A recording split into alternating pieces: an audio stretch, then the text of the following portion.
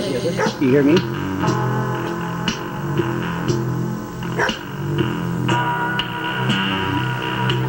I need your love. So, girl,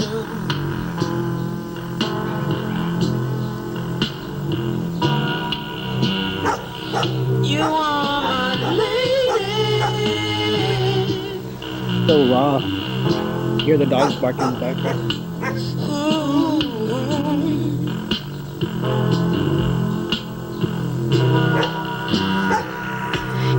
If I could put my arms around you. I only got 2 hours of sleep last night. I was on call for work. Got called in at midnight. Had to help a lady with a heart pump. She was really sick. Didn't get home till 3 o'clock. Got 2 hours of sleep. Here I am. You often got called to work at that hour? What was that? You often got called to work like midnight like that? Like emergency call? Yeah, when it's I'm on call. Anything could happen that's emergent. I'd have to come in.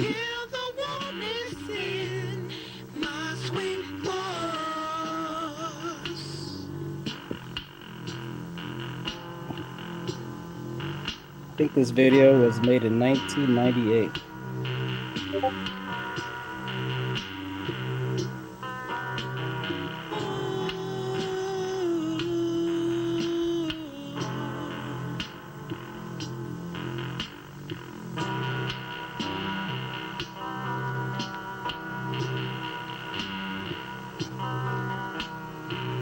That was before I was born.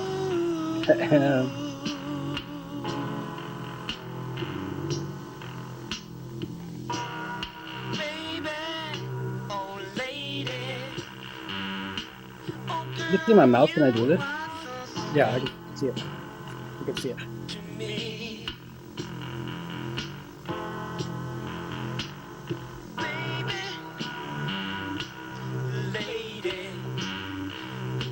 Frank's in here. Adam, that. Yeah, Adam's here, Frank's here, Taylor's here. Got more people on the team today. Alright. I don't know, Frank, if you want to change your screen name to Con.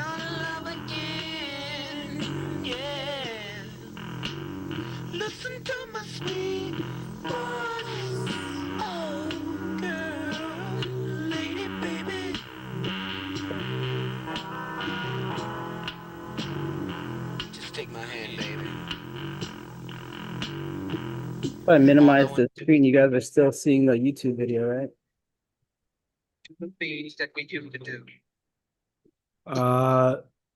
No, I don't think so. I think it stopped. Oh, good.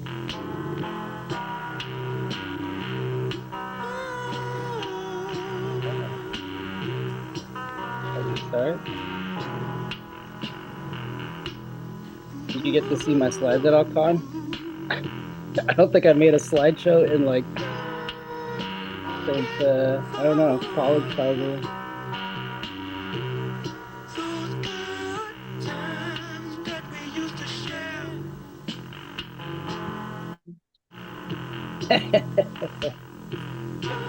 Anybody recognize this movie? Yeah. Fucking insane movie. You guys know about this movie? Yeah. It's like a campy, what was it, 1991 movie called Ricky O, or Story of Ricky. Super gory kung fu movie. I think there was one fight scene where some guy like get his intestine out and like use that intestine to wrap the other guy's head. Yep. So many And deaths. it's like all part of his plan to gut himself, to use the gut to kill the other person. Yep. Do you remember he gets beat up really bad and he has to crawl into his like jail cell, and he has to sit and meditate and heal himself? This is where this picture, the still frame, comes from. He like goes into a meditative self-healing session, and in his meditative session, he like travels into like the woods and heals himself. It's one of my favorite classic kung fu movie situations where the character gets fucked up so bad that he has to go and meditate and heal himself. I think watching it, it really inspired me. Hey, also before we present this, or we present it, whenever you feel ready, I'd like to set the show right by introducing you first. Oh yeah. Let me do that. Let me and Frank do that. Yeah. All right. All right. Can you pause sharing or stop sharing for a while? So Yep. let me and Frank kind of set up the stage for you. So hello everybody. Thank you guys coming back. Today we got the first presentation from one of our mentors, that is John. So Frank here and me, we've been working with John ever since really June last year. But of course, some of you guys have watched John's journey with through the Frank's video. Has been following Frank's even earlier than that. So there's a lot of materials that we would walk through with John. He joined CC with a lot of cultivation already, but I think at that point, John, you were kind of like concerned whether all this energetic releasing and all this working through the scanning of the body, all these cases of cultivation of the chi, whether there is some sort of trapping in terms of, we couldn't even name it was the view back then, but there was some consideration of like, am I just reifying this thing to be an endless journey of dissolution, an endless journey of purification? So that was kind of like the really starting point that John came in. And I think it was also the same time that Adam and Taylor came in. But so now having done really 4 boot camps with different variation, there's been a lot of gains. John had been working as a mentor really for more than 6 months actively within CC. And a lot of his sharing has focused on the varieties of the modalities related to, we can say, the body scanning in some ways. But I think now John is putting a name to that, is to be internal Kung Fu. And they call the cultivation of a vessel that is your body.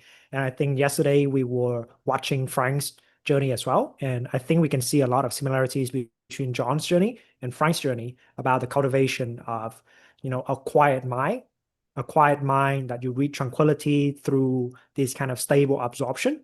And I think both John and Frank got there through, body scanning, through staying with your sensation, staying with the minute details.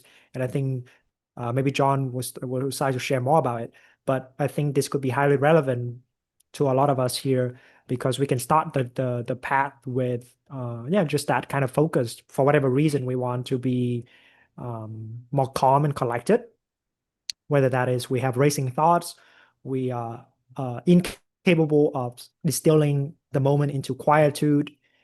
We may try to jump the gun by stirring up the energy and then not being well prepared, well supported to handle that. So there's a varieties of reasons why we need to focus on body scanning. And I think in terms of John's path and Frank's path, and maybe even Taylor's path here, a lot of it started with just bodily cultivation, whether that is physical exercise, because I think John's background is also like benching 315 or 155 pounds or something like that. Just a lot of just a lot of physical cultivation in varieties of degrees, similar with Frank, similar with Taylor. And that's how it lead to then this kind of self-inquiry or this kind of metacognition about your own process, whether you are being trapped or whether there is some sort of blind spot. And I think that through listening to John present within CC internal team first about this topic, is very illuminating to even recognize how much of a territory John has really walked through in his 8+ years of doing bodily cultivation, working through his energy channel. Because like John was also saying that he's also has a background to working in the medical field, where the training is much more scientific in the Western epistemology, how they look at the body. And then from John's perspective, how does it kind of like more traditional Chinese medicine perspective versus the westernized modern perspective that is more empirical based, and how does that come together to form this understanding about the human vessel and how to cultivate that into realization. Yeah. So Sure. Frank or Taylor, you got any words to boost up our man here before he debut? Well, I think John and Taylor both didn't really go to any kind of formal retreat. They just discovered body scanning on their own. It just seems like a natural thing to do, feel into the sensation of the body. And in the bootcamp, we talk about the elements. And the first week, we just sit down and just go to the basics. Let's contact. If you've been watching some of our content, you probably know what contact is. It's just, what is in your immediate experience right now, in body experience. It could be the butt pressing against the chair, the breathing, or from the perspective of body scanning, just feeling all the sensation in your body and just staying with it. And I think the body scanning is definitely a very, very powerful tool. Like I wouldn't be where I am without body scanning. Obviously, it's like the technique that I used to talk about, 3D Goenka retreats, but also has its trappings and limitations. Which if you go to Goenka retreat, they probably just wouldn't really tell you anything beyond just going back to the body scanning. If you tell them you have a Kundalini kind of symptom, or you have a cessation, or you have any kind of mystical experiences, they just wouldn't give a shit. That's one limitation, right? Another limitation is the limitation of view, right? When you try to scan the body up and down, especially in this very kind of almost people can get really contracted and really anal about scanning every single aspect, every single portion of their body, not missing a spot, which I did talk about before. Everything is a pros and cons, right? That was a really good way for me to train my concentration. But at the same time, me and John were both kind of extreme, right? We both, even Taylor, he also has a lot of like athletic power, which translates to just energy, right? Energy is part of the 7 factors of enlightenment, right? So we had a lot of energy, so we are able to burst through any kind of limitation. But not everyone, come with that kind of advantage. You have your own advantage. This is those are our advantage. So you worked for us in terms of like just bursting through. Yeah. But Con I don't have that is an advantage. example. Where, I don't have that advantage. You have other so, advantages. Yeah. So when I was trying to, like copy Frank's path, I struggle a lot with kind of like, damn, I just don't have that kind of concentration gears in that way. So, like then this kind of details about body scanning, which I needed at the time, but I guess I couldn't just only rely on that tool to ride it as far as Frank did. But Frank really like leveraged that into, like calming the mind, being more and more absorbed into his own direct experience in all these cases. So I think what could be interesting by John sharing today is precisely Frank's point. How does is just working on your body would lead to realization, and how it could not lead to, like how it could get you stuck. Yeah. How I fucked up. You can see some things I did like, oh shit, I don't need to do that. And just like how Con's saying, he's not going to do exactly what Frank did. I don't expect people to do what I do either, but there's probably some insight in hearing about how I started in on this whole thing. Yeah.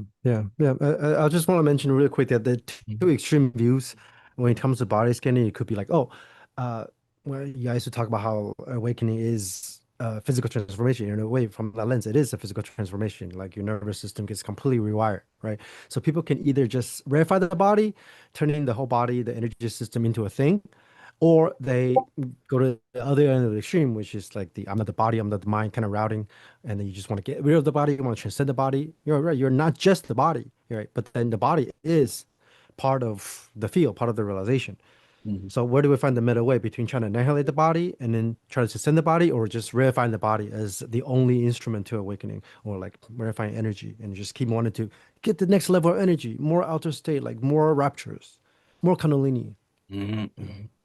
The context of this body, the relation to this process of what we call the body. Yeah, indeed. Yeah, thank you for that intro. Yeah, if you guys haven't checked out John's interview, it's on my channel. It's the last to the preview, the second to the last video that I posted. If you haven't seen it, highly check it out. John's journey. Yeah, definitely. Like what Con mentioned, and what Frank mentioned, I fell into this intuitively by accident. I always say I fell into this by complete accident, literally and physically, I guess. But let me share my presentation here. I think I'm gonna do my entire screen. But yeah, completely by accident. I'll talk about that. I'll touch and recircle back on what Con and Frank were talking about here. I Can hope you you click on the, oh yeah, that's right. good, That's good. slideshow. Yeah, that's good. All right, nature of Kung Fu. So that's what I'm calling my presentation today. I call it the physical aspects on the path of awakening, transcending traumas and traps.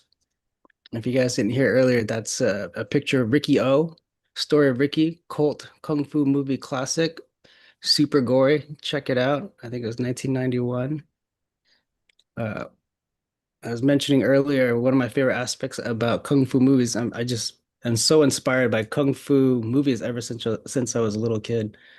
But when some of the guys get messed up, there's a part where either they retreat back into a cave or something and do some sort of meditation and fix themselves, or they have like a kung fu master that they go back to, and the guy goes behind me and he's goes and like does some like chi blast into his back and like heals him up and stuff. And I always thought that was such an awesome visual and lore or whatever it is. And I think it really influenced me deeply all the way until now. And looking back, it's just like, oh man, these kung fu movies definitely had their roots in some sort of real kung fu secrets. You guys ever see kung fu movies where um, there's a guy walk around, he doesn't even know kung fu, but then a master will look at this guy like, hey, and he'll like grab his arm and like he'll look at his arm and examine his arm. Or a lot of times it's the belly. They'll look at the belly, like the camera will just zoom into this guy's belly, and the kung fu master's like, your body is perfect for kung fu. It's like they can just visualize the channels externally and be like, oh man, do you know you have what it takes to be a kung fu master? And the guy's like, what? I didn't know. And it's kind of crazy because I've kind of developed a little bit of that. I can read people's bodies and really yoke into their channels and be like, wow, this guy has really clear fucking channel flow. And it's all through the examination of my own fucking body. So yeah, let's see. So what am I talking about here? Okay, so thanks for that little intro about who I am. I'm going to talk a little bit more about that, who I was, what I became, what I am, and even beyond. And I think more importantly, what I'm not. The illusions that we drop about ourselves, myself, what I have dropped about myself, and I guess I'll connect that to the topic of unlearning. Right? We always think that as we grow, as we learn, as we absorb, it's somehow we are gaining more knowledge, more material. It's like we think the process of growing is adding on more layers to ourselves, but really, I find that in the path to transformation, and you could say awakening, it's actually removing layers, removing material, almost removing our attachment to knowledge to allow our true selves to illuminate, to be exposed to yeah, kind of like a sculpture. You take away what's unessential, but it's not like you annihilate it. You can always pick that stuff back up. But what is revealed is something more true, something more raw. So yeah, the contact of that. So I'll talk about my personal transformation, kind of, I guess you could say, awakening, how I've just, reintegrated, or how I can just get back into so-called normal life again, how that's like, what's after that kind of transformation. I want to talk about what I'm defining as Kung Fu, what true Kung Fu is. And in talking about that, there's a little bit of a Eastern philosophy versus a Western philosophy, or perspectives that I kind of want to dig into. There's going to be talk about relaxation exertion, right effort, intimacy. And intimacy, I mean like intimacy with ourselves, our experience, our bodies, how one can maintain intimacy, because I think that's a big one.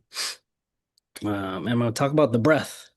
The breath is a big signature about what I think Kung Fu is all about. Internal Kung Fu, true Kung Fu. Talking about how we're going to use that breath and how I used it to explore my body, explore my meridians. And in talking about the breath and the body, I'm going to talk about qi. Some people call it prana, the cultivation of qi in the body, and why we even want to do that, or why people do that. And I'll talk about my just general practice that I kind of went through. A lot of my personal practice was standing meditation, so I want to talk a little bit about that. And then I want to talk about the physical aspects and the transformations along this. I think sometimes it's not really talked about directly. Like even in some traditions like Zen, they don't talk about the body at all. It's all completely mind. And in a way, it makes sense. I think there's good reason for that. I'll touch upon that later. A little bit of talk about Buddhism compared to Taoism. A lot of my practice was first researched through an internal alchemy, Taoist internal alchemy perspective, right? And I'll talk about traps that I fell into and along this Kung Fu path. So pre-path, all right. This is kind of before I got onto the path at all. There's a couple things I want to point out. That's me as kind of like a meathead. I think I was that's probably after I stopped working out so much. That's me, pre a lot of tattoos. Like Frank said, I was like an extreme personality. I've always wanted to go to the extreme end one way, go to the other extreme on the other way, just to make sure I explored that whole dynamic. And then I was maybe okay with being in the middle, but I was definitely like a systems breaker. Like I just wanted to know what I was a part of, what my limits were, and then after that, how I could break that limit, how I could go beyond that limit. That was just something that was always intrinsic about me ever since I was a little kid. Internally reflective, introspective. I just remember as a kid, I was already aware of my thoughts. I remember like one of my earliest memories was right around about getting potty trained. I was wearing a diaper. I was sitting on my uncle's lap, and I thought to myself, "Oh shit, I need to take a shit. I could really, I guess, use the bathroom, or I could just sit here and take a shit on my uncle's lap." And I was like, I'm just gonna shit on my uncle's lap. I just remember just having that metacognition of like all that at the age of I don't even know what, 1.5. But I was always maybe related to that, always fascinated with the body. Total opposite of me. Yeah. I started having metacognition at 30. I started potty training like this last 6 months ago by my Really? teacher made sure I didn't know how to poop. Like literally. He calls It's me 40-year-old virgin.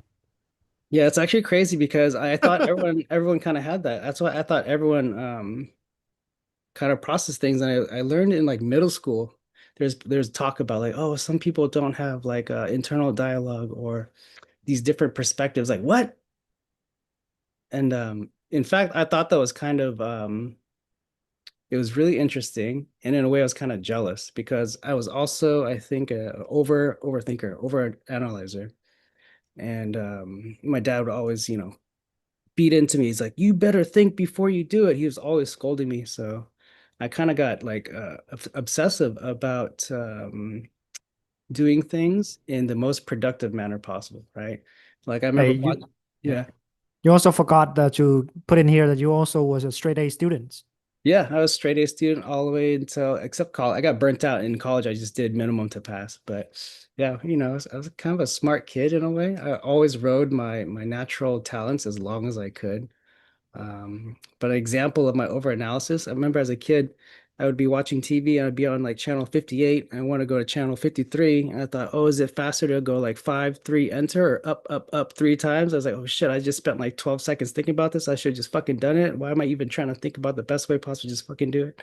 So I remember just in my head, I was like, oh man, it's kind of nice if I just wouldn't have to like think about things and just do it.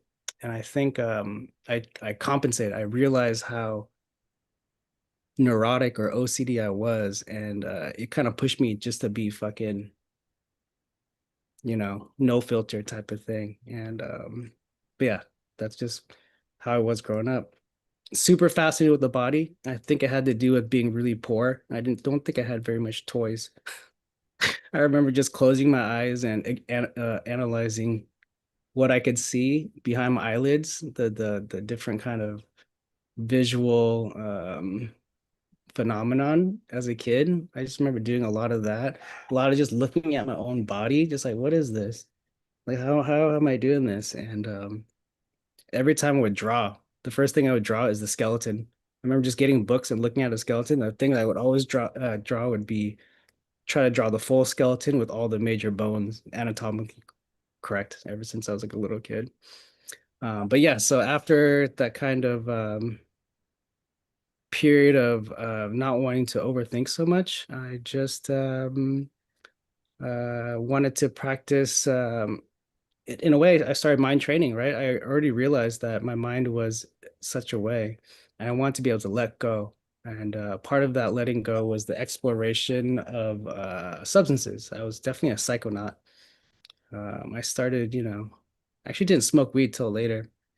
But right when I got my hands and got access to like mushrooms and acid and all that kind of stuff, I did it starting around the age of 17, 16. I did like MDMA, kind of opened my world up, but I was really researched. There's a website called Arrowhead I used to go on all the time, Vaults of Arrowhead. I would read through all the different substances and like, oh yeah, I would do that, or no, I wouldn't do this, and research all this stuff. And I finally made a decision to do certain things, but I was always open with trying these things in an extreme manner, actually. And at that point, through exerting in extreme ways, I just built up a lot of injuries, a lot of scars, and I always thought they were trophies. I was proud of my experiences. They made good stories. I identified with it. I was like, this guy is like not scared to just go try something extreme. I got into fights. I got beat up. I think after getting beat up because of hanging out late outside of bars and stuff, I realized that I should probably practice real martial arts instead of just telling people Bruce Lee was my uncle or posturing up and just expecting nothing to happen. So it was like I don't know, about the age of 19, 18, 19, I was like, I better train real martial arts. So I started training Muay Thai, MMA, Jeet Kune Do, uh, martial arts like that, just getting started. And the kind of persona I had built for myself by the time I was around that time was a mysterious, wise, mad scientist, witch doctor, bad boy, party guy, weirdo. That's I really identified with that. And so there's a picture of my motorcycle right there. I had a 1976 Honda CB550 Super Sport, and I really liked it a lot. And I crashed that thing pretty bad, front side crash, which means you fall forward, and I landed on my neck and really, really injured myself. Spinal, upper thoracic, all the way to my hip, twisting, uh, you know, injury. It was something that they really couldn't do much about afterwards. I recovered, but so much internal trauma from it. I tried a lot of Western modalities to try to heal. And by the end of trying to explore all the Western modalities, the only thing I had left was just to be prescribed pain medicine. So they prescribed me opiates, and that's when I first started doing a lot of opiates. And you see up here these 3 shot glasses. I was just really going hard on opiates. That is when I took multiple Percocets. I would do a hot water extraction to get rid of the Tylenol, so it was just pure opiates. And then I would just take like, really high amounts of opiates. Like, and then in this picture, I mix it with promethazine. So on the bottom is promethazine, on the top is fucking extracted Percocet juice. And I would just down that shit and just like veg out. I would just numb out. And it just helped me just not feel my body, Part of it was that, and part of it was just like the euphoria and just getting fucked up, as just into it. And because of that, I was definitely addicted, I got alcoholism in my family, and that became very apparent because I was fucking addicted to these things. I was popping them everywhere in social situations by myself, all this kind of stuff. And I was functional. I was a functional addict. I held down a job, all this stuff. Relationships were pretty fine. Still going out, had a social life. I was actually pretty well connected in the social scene, Like I really couldn't point to anything that was quote unquote bad about it. I wasn't blowing tons of crazy money on it or anything. It was just there. But something about it, I knew had a grip on me. And when I had kids, I had two daughters. There was a point where my wife and the kids left out of town, and I was just at home by myself because I had to stay up back for work. I remember just getting totally fucked up by myself. And it was probably the one of the earlier times that after the family left, I was like, yeah, I can do drugs again. So I just fucking did a bunch of drugs. And I remember just realizing what the fuck I was doing just because my family was gone. I was at home all by myself, lights off, just completely fucked up. I just found myself like at the bottom, just sprawled out on the kitchen floor, just crying, like, what the fuck? I need to fix myself. And I just hit a rock bottom. And I realized, am I doing this to numb out the pain from my injuries? And something clicked in my being that told me, well, if you can't get rid of your pain, you should just fucking get to know it and just fully contact the pain. And in a way, as a means to try to deal with this addiction or try to get off opiates, I was just like, fuck it. Why am I scared of this pain? I just need to fucking feel this shit. And that is when I fell into body scanning. I didn't know what I was doing was body scanning, actually. Before then, I only knew of meditation through pop culture. And I didn't even know what body scanning was. I thought meditation was just a quiet the mind type of thing, or relax your mind, or prepare for your day or something like that. But so I got to this idea that, okay, if I hold my body certain ways, it doesn't hurt.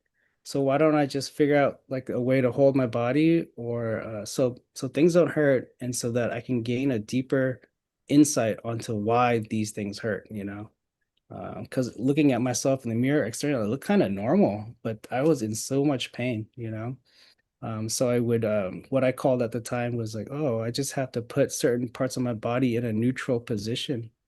So I found that I would, before bed, I would prop myself up with pillows or whatever it took, and I would start from my toe and go and adjust my toe so I wouldn't feel anymore. Then adjust my ankle so I wouldn't feel anything, and adjust my knee, my hip. I do both legs, from the toes to the top of the head. I would put my body in a neutral position. It was a contorted position, right? But in that position, I didn't feel any pain. So then, I was just like, okay, just looking at the dynamics of like, why does it hurt if this is down here or this is twisted this way? So I just did that almost every night as a routine of sleep. And I was trying to wean myself off of the painkillers, And the interesting thing that happened is while I was doing that, I didn't realize if I was dissolving the body.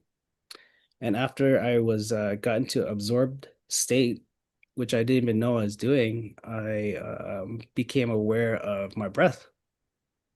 I realized, okay, so at this state, the only thing, I have no body right now. It doesn't feel like I have a body, but I can just I can feel my breath. I realized how rough my breath was. So then I kind of just worked on just letting go of the breath and having it breathe by itself until the diaphragm was just like this little thing happening by itself. And after that, the only thing I was aware of was my heartbeat. And after the heartbeat was the space between the heartbeats felt like nothing, like nothing was happening. I wasn't breathing, my heart wasn't beating. And it was just kind of a silence in the middle of the heartbeat. And then in the middle of the heartbeat, I realized that my thoughts were going on. So the only thing that existed at that point was just my thoughts. These little moments where all I was thoughts. So then I would think like, okay, what if I just don't think about anything? And then there would be these moments where I was not a body, I was not a breath, it was not my heartbeat, it was not my thoughts, and I was just like this nothingness. And I got to points where I thought I would fall out of my body. And I only describe this stuff because I fell into it by accident. I didn't know what the fuck I was doing, but it really gave me a glimpse into something that it confirmed, I guess, in a way, or led me to understand that there is more to this reality, to my existence, my process of life than I really knew about. Because, like Khan said, I came from like a very logical Western perspective. In college, I studied physiology, anatomy, minored in psychology, just straight up Western anatomy stuff, so look, experiencing these things, like what the fuck? This nothing I've studied in college points to this at all, really. So yeah, that was my way, and I was like, I freaked out, right? I remember like getting so far away from my body that I freaked out. I thought I was gonna drop it away, so I tried to like wake up. I was like, where the fuck am I doing? And it seemed like it took me a few seconds. I don't know what it was because time didn't really make sense, but there's a gap between getting back to my body. And so after that, I just scoured the internet. I just scoured the internet, trying to get so much as much material as I could, And so before CC, that was what I was doing, just trying to research what was happening to me. I was achieving mystical states just intuitively. I didn't know what I was doing. And even I found relief in my injuries. From my injuries, I felt like things were kind of realigning. I kind of understood the concept of chiropractor work and all that kind of stuff. I just felt like, oh, the knots in my body are softening. I feel like my joints are more aligned. And at that time, I didn't realize that I was able to absorb into states better. And when I was doing this body scanning, it was very much practice in a one-pointed concentration. I didn't really understand or even realize I was working on my concentration absorption at that time. Yeah, I was dissolving the body through my breath and just making raw contact with my sensations without anyone telling me. And like it opened my view beyond conventions. So that was the kind of start where I just started using my body as an object of not medication, meditation. And I use as a vehicle just to examine my whole reality. This is the picture in the background is me. I would just set up a camera and explore my body. And back then I was doing it in a very rough manner. I was just manipulating joints, trying to just get my body to feel better in certain ways, or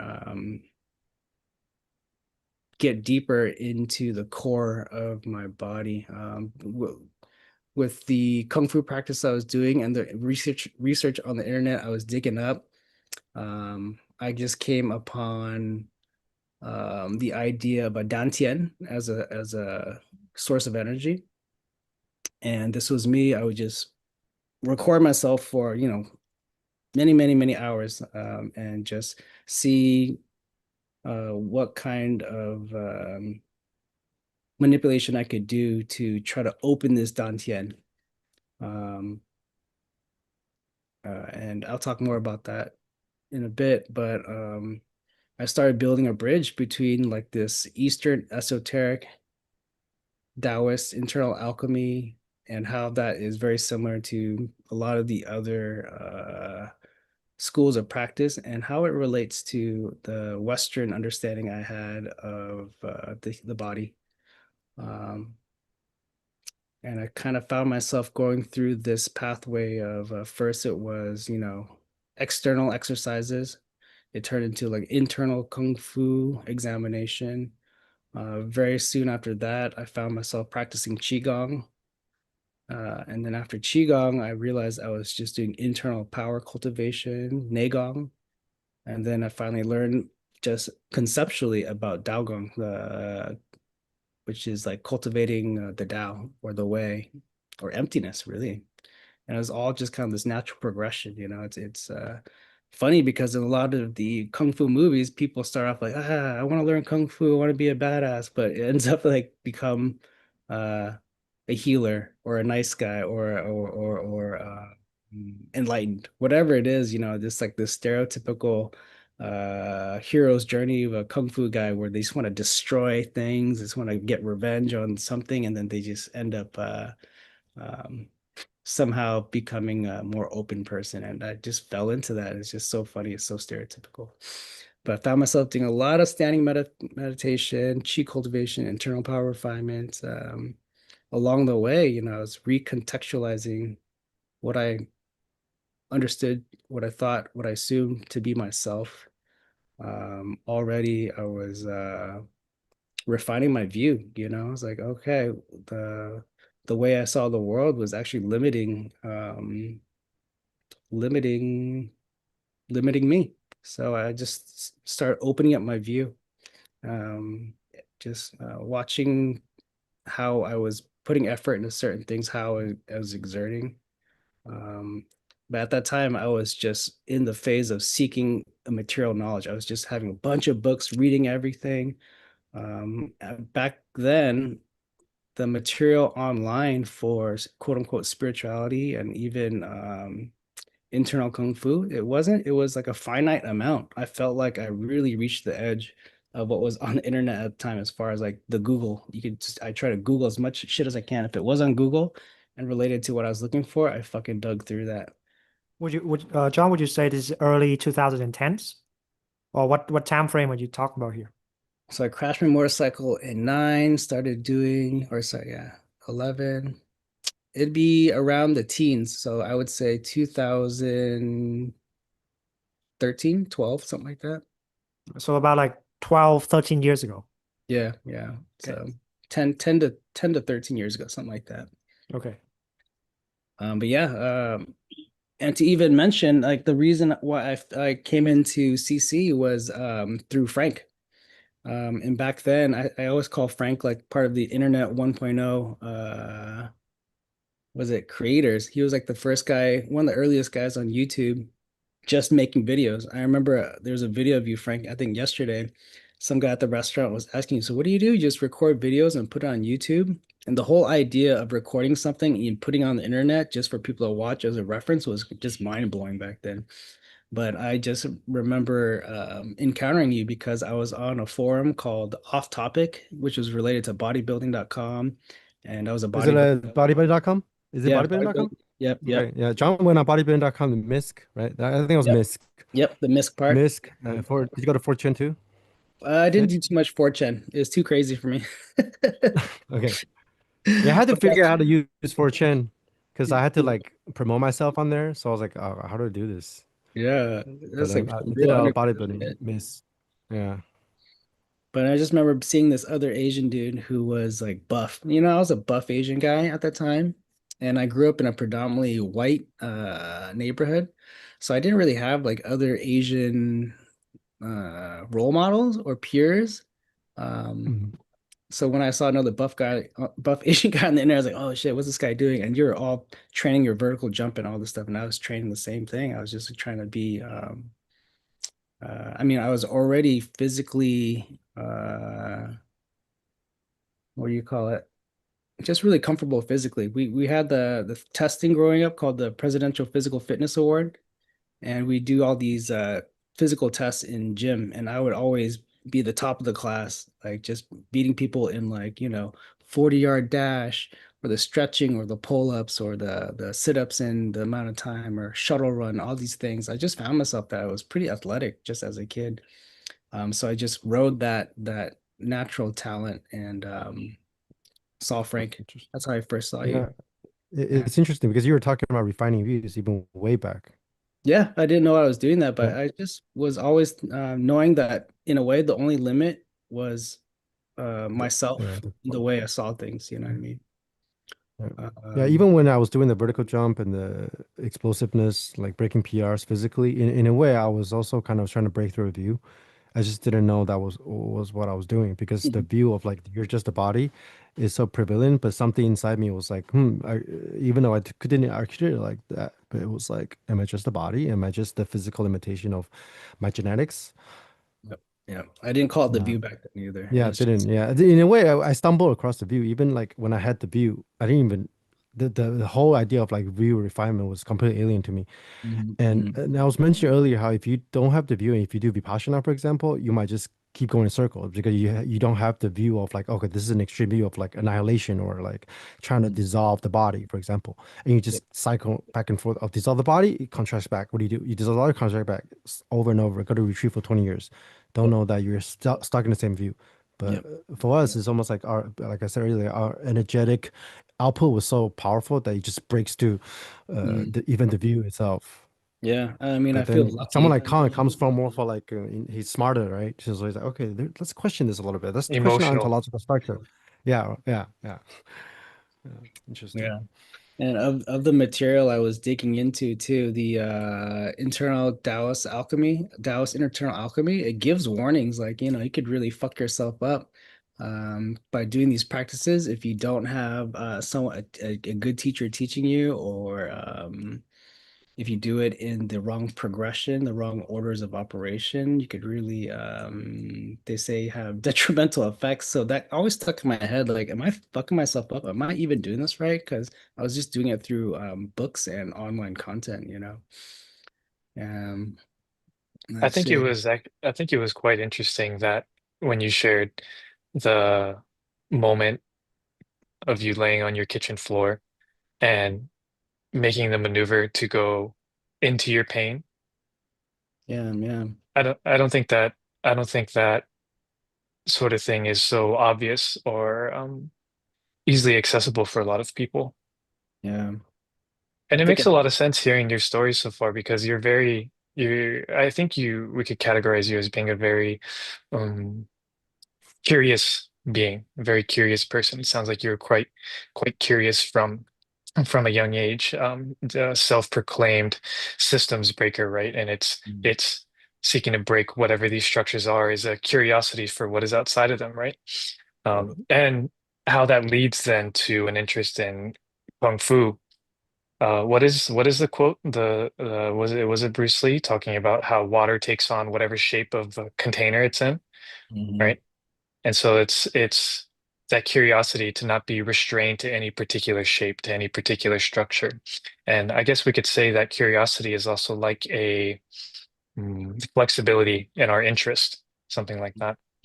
And it sounds like that also, it can be a double-edged sword in the sense that it led you to, in your youth, being somewhat reckless, uh, being kind of a very free-flowing with this kind of exploration, and that led to maybe pushing certain boundaries too far and being injured.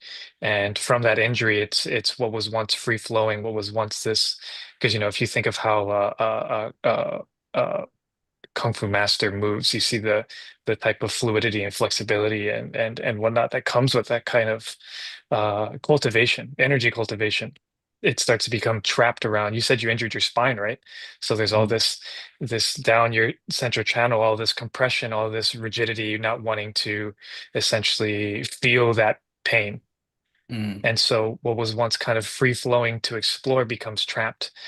But then you had I don't know if we want to call it intuition, or maybe it's related to that kind of that just natural disposition towards this curiosity and this flexibility that you weren't so averse to kind of the idea of, hey, maybe I should go directly into whatever this pain is, this pain where maybe it was a more obvious to you actually because it's like that pain is associated with a sense of a loss of yourself because you couldn't be as free flowing as you potentially were before. Mhm. Maybe not in appearance, but energetically speaking. No, I think you're pretty spot on. I think it had a lot to do also with reaching a limit that I thought, or following something all the way through. I think I just tried everything that I knew that I could even try to do to deal with this pain. So in a way, I've exhausted all my options. What else is there to do but just to Mm. what do you call it? Just fall into it, just allow it to take over me. Just to be with it, right? Yeah, Yeah. just to be.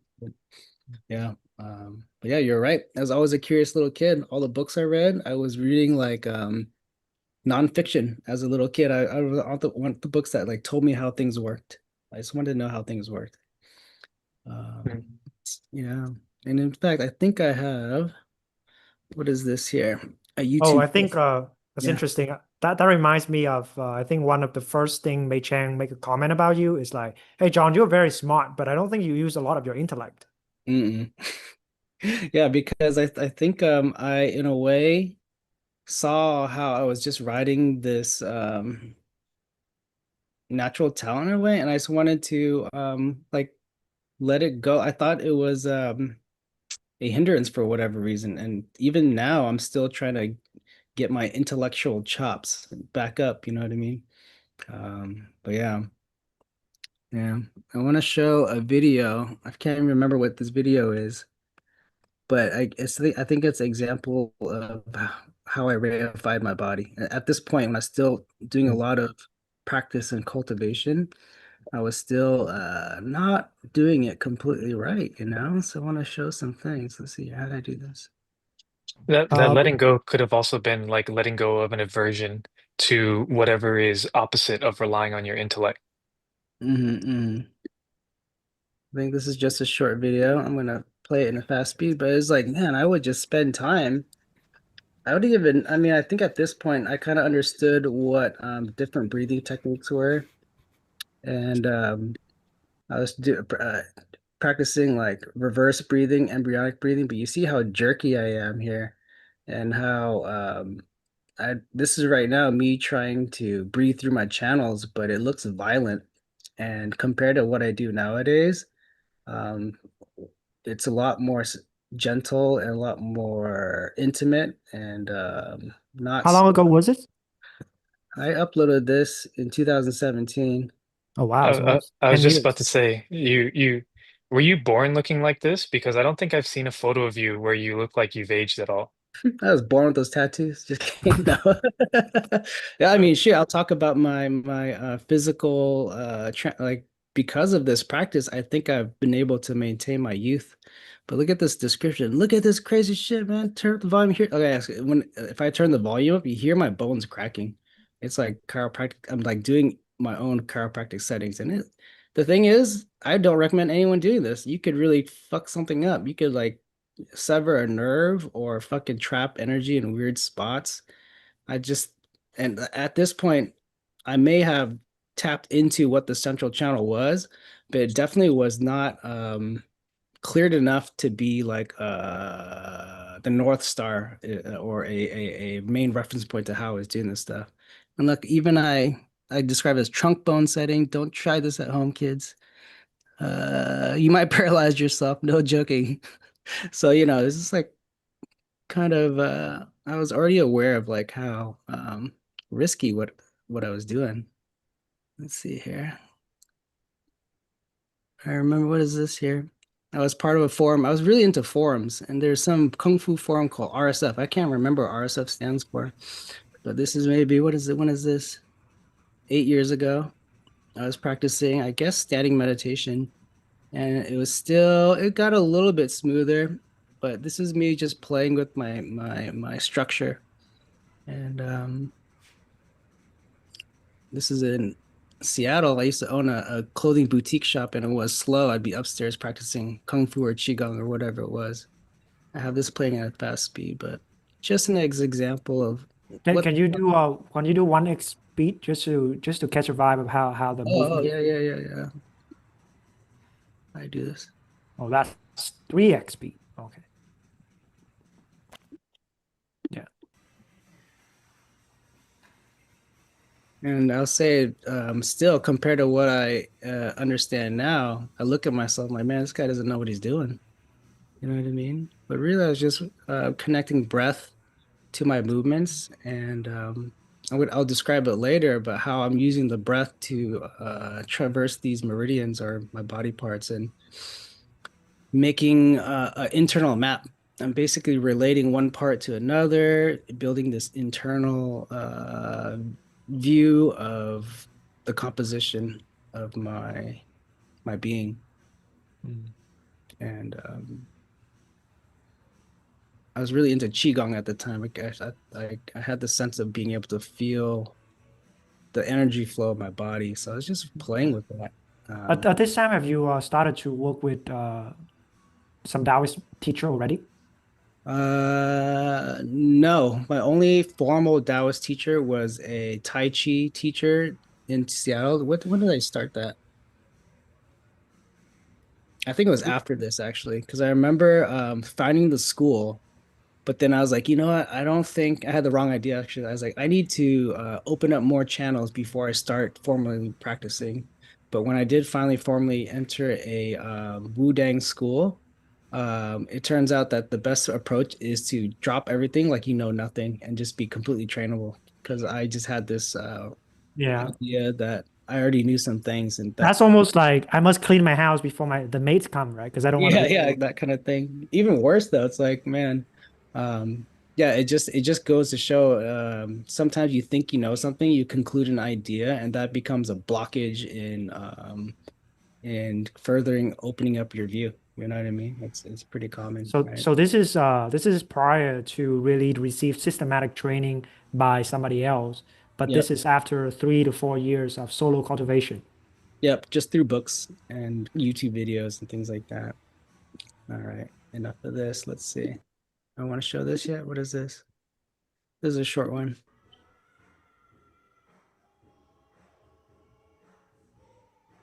But I would it looks like I'm breakdancing, but it's just exploring. This is when I was really into my Dantian, trying to feel it out. But yeah. Okay, so back to this. Where am I at? Is this here? Uh-oh.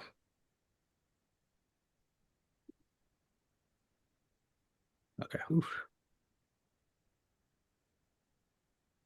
So going through that before CC and just reading through books and whatever material I get my hands on, I had kind of a logical understanding of this emptiness concept, interdependent origination, and I was a solo practitioner, right? I mean, what was my goal? I didn't really know. I was really just trying to quote unquote heal the body. That's all I was interested in. Um, and transformation, but I didn't know what. I thought I was just transforming my body, you know? And then this is during CC. Actually, took no very little pictures or videos of myself during CC. It just wasn't a concern to me at all because yeah, I don't know why. This is one of the few pictures I have. It's me getting my passport picture. I think it's a really good picture of me, so I kept it in there. It has a date. But CC gave me regular systematic practice, right, with the Sangha. Got to come in contact with the signal, basically build up my vocabulary, my scaffolding of understanding of how to even approach this material. It gave me context for what I had been doing. In fact, when I came into CC, I almost had a sense of shame. Like, what the fuck? Have I been doing this wrong? Am I have I been falling into the traps that the books have told me that I shouldn't be doing? Like I wanted reassurance that I wasn't fucking up, I wasn't going the wrong way. And in the ways I was, you know, doubled down on a lot of false grounds or grounds that were only true to a certain extent. I had views that were just partial, and I held on to them like they were ultimate truths, you know. So during the whole time when I had the opening of the Dantian and the Kundalini crack, and I did see some uh, things I would call healing happening, it just got to my head. I thought I like knew the secrets of the world, you know. I was like, oh fuck, I've got that. I know what being a god feels like. All this shit, just all this like grandiose thoughts. And that's really why I started reaching out. I was like, man, I can't just do this myself. I need. And it wasn't like I was reaching out for validation. I was just kind of worried. I was like, I can just see that I'm going through this manic phase of like, you know, so much energy is released, just all sorts of weird shit happens, and I just wanted to practice with other people. You know, CC taught me a lot of things at the very beginning. All this sit, gather. That's supposed to say sit, gather, rest, recognize, making contact. Like I said, going through CC, it got rid of the shame that I had of what I thought I may have been doing wrong. It cleared out doubts that I had about just the training, and joining CC really cultivated my faith in I guess it would be myself, or even just the practice itself. Yeah. And then I really started to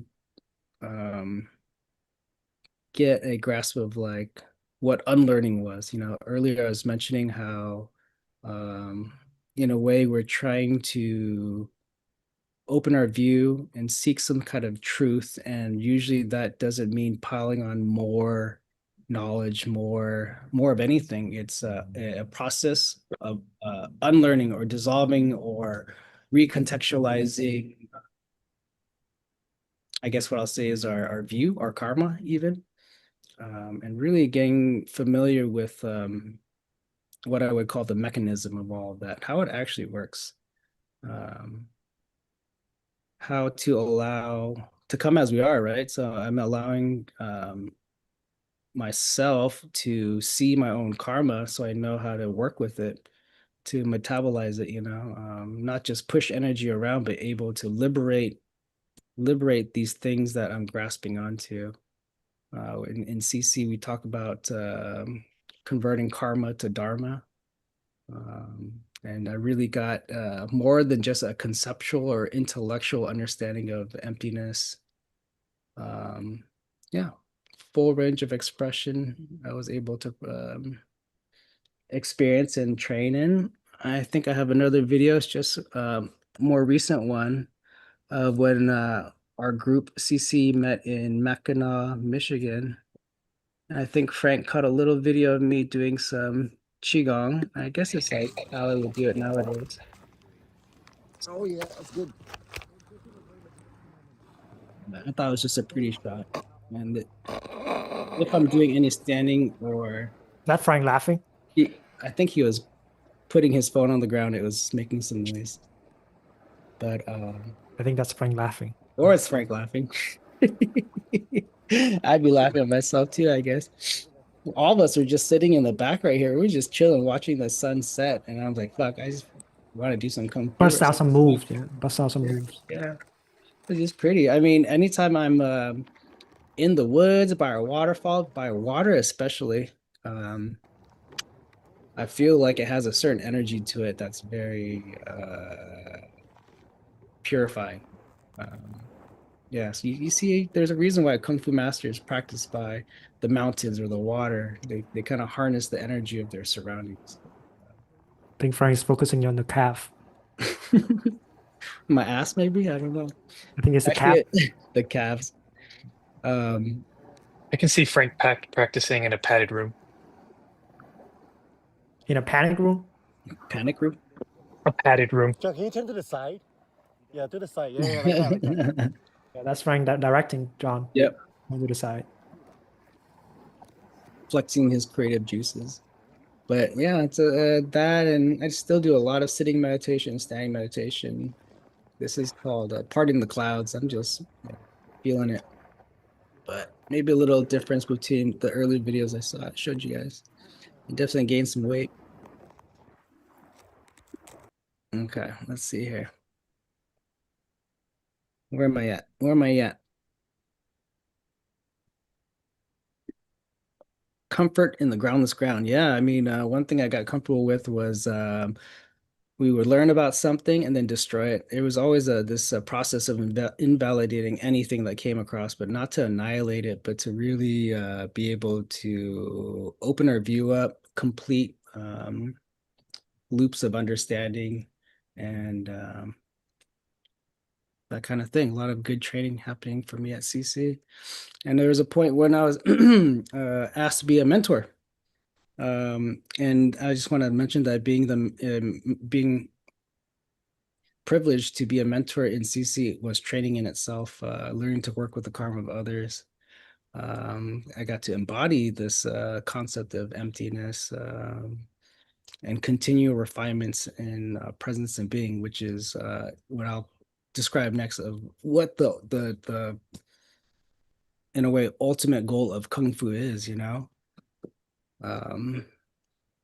Transparency of my being, just allowing the illumination of what I am to shine through. Remembering again, you know, I was really at the point self-conscious about my practice, about my own identity. Who the fuck was I? Well, you know, when you start trying to shed all these concepts that you wrap around yourself as who you are, sometimes by the end of it, like, I have no fucking idea who I am anymore. But through all this practice, I realized I still am a cool fucking weirdo, you know? And it's just awesome to hang out in CC, to be among all these other noble beings, and seeing how people are, seeing how these beings are, really gives me a sense that is better than any like book or research I could do.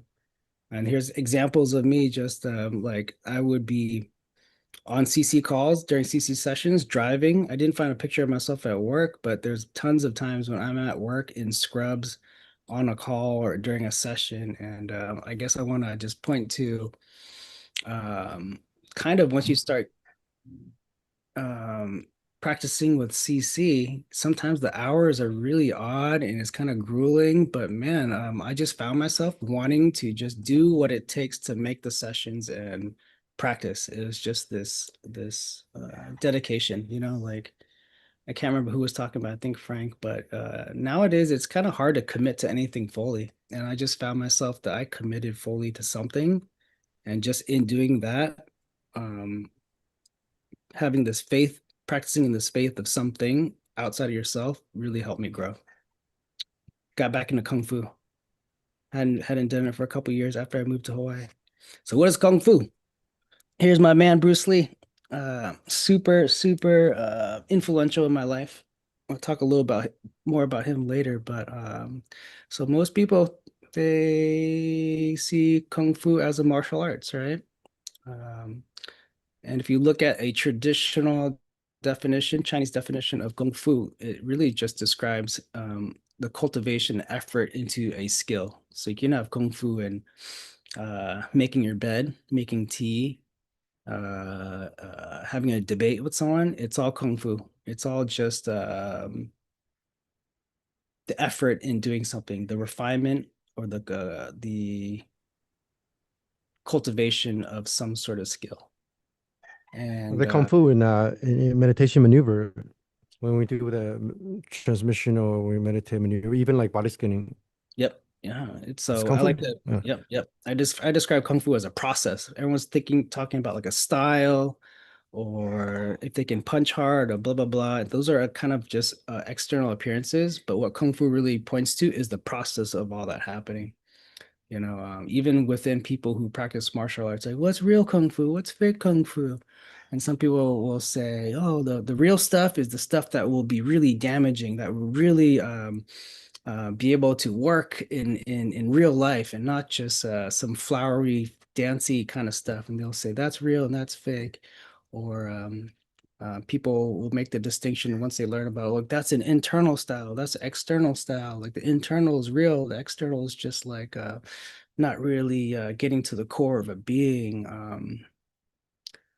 But I think none of those are actual real distinction of what true kung fu is, right? I think the way I'm talking about kung fu is I think it's a codified combat art, right? We all think and we can see externally that it's these moves that have some sort of application. But really, these forms and these moves and these concepts codify a pathway to going beyond yourself. And we can even say it could be a pathway to awakening. That's why I really want to talk about. So I'm not going to talk about different styles or different kinds of moves or anything like that, because the rich history of Kung Fu, I'm not going to talk about that. I'm really talking about the context of how I practice it and how I think originally this art developed and what kind of knowledge was encoded into these forms. And I'll point out that real Kung Fu is invisible. So I was mentioning earlier, it's the process. So people, when they see Kung Fu, they don't see the process really. They see the move, the expression. But I want to focus on the process of all that happening. And I think once you start practicing Kung Fu, the body, the breath, and the movement itself becomes the object of meditation. Something I kind of fell into even before formally practicing Kung Fu is I was using my body and the movements and the breath as my object of meditation, dissecting it, examining it. And Kung Fu is a moving meditation. And through that practice of the process, refine the process, skill and healings are byproducts of cultivating the mind, body, and being. There's a unification that happens. Maybe at first we try to practice a certain skill and we can get good at a certain skill. But for me and for I think a true aspect of Kung Fu is that it's not that you're trying to practice a harder punch or be able to kick ass harder. Those will just come as byproducts from examining the purity of the expression, the process of your practice. So. And in this kind of discussion, I guess it's good to point out maybe the Western quote unquote perspective versus the Eastern perspective. And not like one is quote unquote better than the other. And there's probably many ways to integrate both, because I'm not saying don't do external Western training at all. That's not what I'm trying to discuss, but really just to scope into what I'm talking about, I kind of want to focus on the Kung Fu philosophies, the Eastern perspective on these things. So I can kind of say it is about a view. It's really a view, a perspective on how to make sense of what we are or the world, right? So I find that in Western type of not philosophy, the view of the body, it's all external referencing, or even athletics. It's you're trying to hit a certain amount of weight on the bar, or you're trying to jump a certain amount of height, or you're trying to run from point A to point B, and all these measurements are external from the body. It's like, okay, what can we do to make this external expression improve? So all the references in getting to that goal are external of the body. And I mean, obviously, there are research and mechanics that dive into the body processes to get to that point. But really, the perspective is that you're looking at these outer variables and you're trying to hit those numbers. Even in the body, we look at Western medicine and it's all dissection. Like, okay, if I want to know how this works, I'm gonna break it into parts and compare this to that. And it's always like this from outwards to inwards type of perspective. Whereas I find in Chinese medicine or Kung Fu, the perspective is from inside out. So you're kind of seeing a reference that's internal to make sense of the world. It's almost experiential first. Like, how does it feel? What are these sensations? And if I'm moving, it's not necessarily my hand going from point A to point B. It's like, oh, from my foot to my hip, to my shoulder, to my fist, what can I refine internally that will make this expression more pure. So that's kind of like the perspectives of East versus West and how I'm kind of pointing to. So in the path that I was talking about, in the Kung Fu path, we have Weigong, which is kind of like the external athletics training. At first, we're not aware of our subtle bodies, like no one's really just nowadays aware of their channels or their chi or anything like that. So it kind of takes a bit of external practice at the beginning to even start to become aware of your subtle body, is what I'll call it, the energetic aspects of what we're made of. So I think I mentioned earlier, yeah, with Kung Fu practice and why we do it in that kind of perspective is that we're trying to purify the body, the intent of why we're doing it, the movement itself, and in a way our becoming and our presence. And even though maybe we start at first wanting to be stronger, the focus isn't necessary just to become physically stronger. We find that we're just trying to refine our process, and in that process, the byproduct is the increase of strength and performance. And we get to the point where we understand that even in stillness, there's a lot of movement happening, and then we understand how the concept of how nothing can be more. And I think another kind of interesting thing in Kung Fu, I don't know, philosophy is that as you practice more Kung Fu, you actually become softer. You don't become harder. I think we look at athletics. We have this idea in our head of what like a really strong guy looks, and he's just like kind of like, Frank and Taylor, they're really buff, but I think Khan has mentioned before, Taylor is like the softest buff guy he's ever touched. Because like it's not just about how fucking hard your muscles are, but also at the same time how relaxed you can be too. It's not just this pure strength type of thing. So softness is a factor that Kung Fu talks about. It's like in training, like you actually become softer. You're actually removing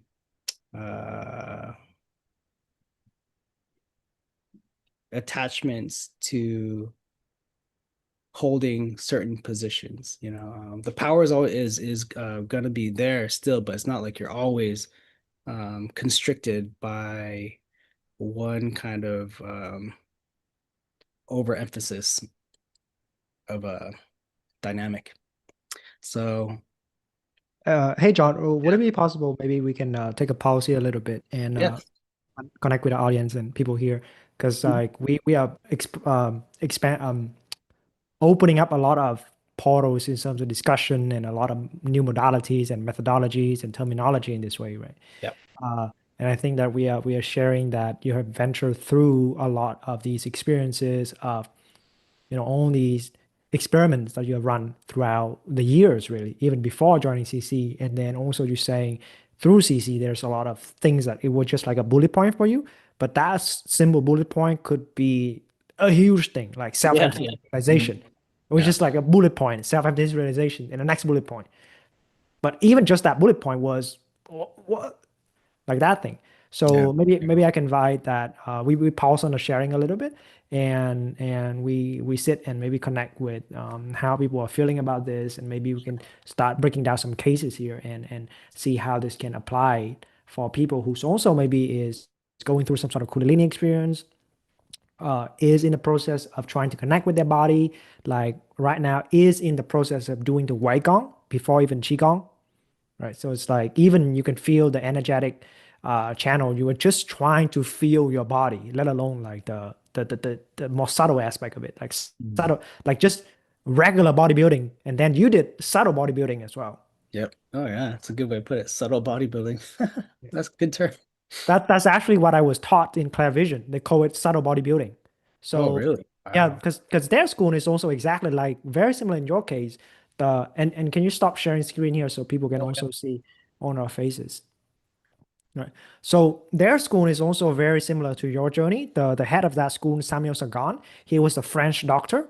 So he's gone through the experience of, I believe, in the 1970s or 1980s, something like that. He was very well trained to be like I think also I don't know, remember exactly what type of doctor he was, but he was working in a medical room, and there was one night where a lady in her 80s, her signal was going out, but then he resuscitated her or something like that.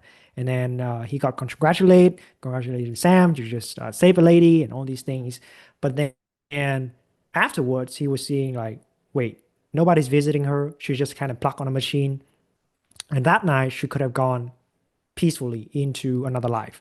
So that make him re-question everything about what it means to save, what it means to heal, what's the point of medical intervention, and all these things. So then he connected to traditional Chinese medicine and also Ayurvedic medicine, Ayurvedic Hinduist traditional medicine, and that opened up the subtle bodybuilding. That it was like, oh, there's meridians and like all these acupuncturists and all these kind of different modalities that has complete different epistemology about worldview about what's going on. So then the subtle body now is the cultivation of how do you remain translucent. Yeah. Thank you. Yeah. Yeah. So that was the school that I took 10 days of retreat, and I was studying them for about 6 months, and it was also very influential right before CC start. Wow, that's cool. Yeah, subtle bodybuilding. One other term I kind of use sometimes is energetic anatomy is the kind of the view I was cultivating, understanding. Yeah.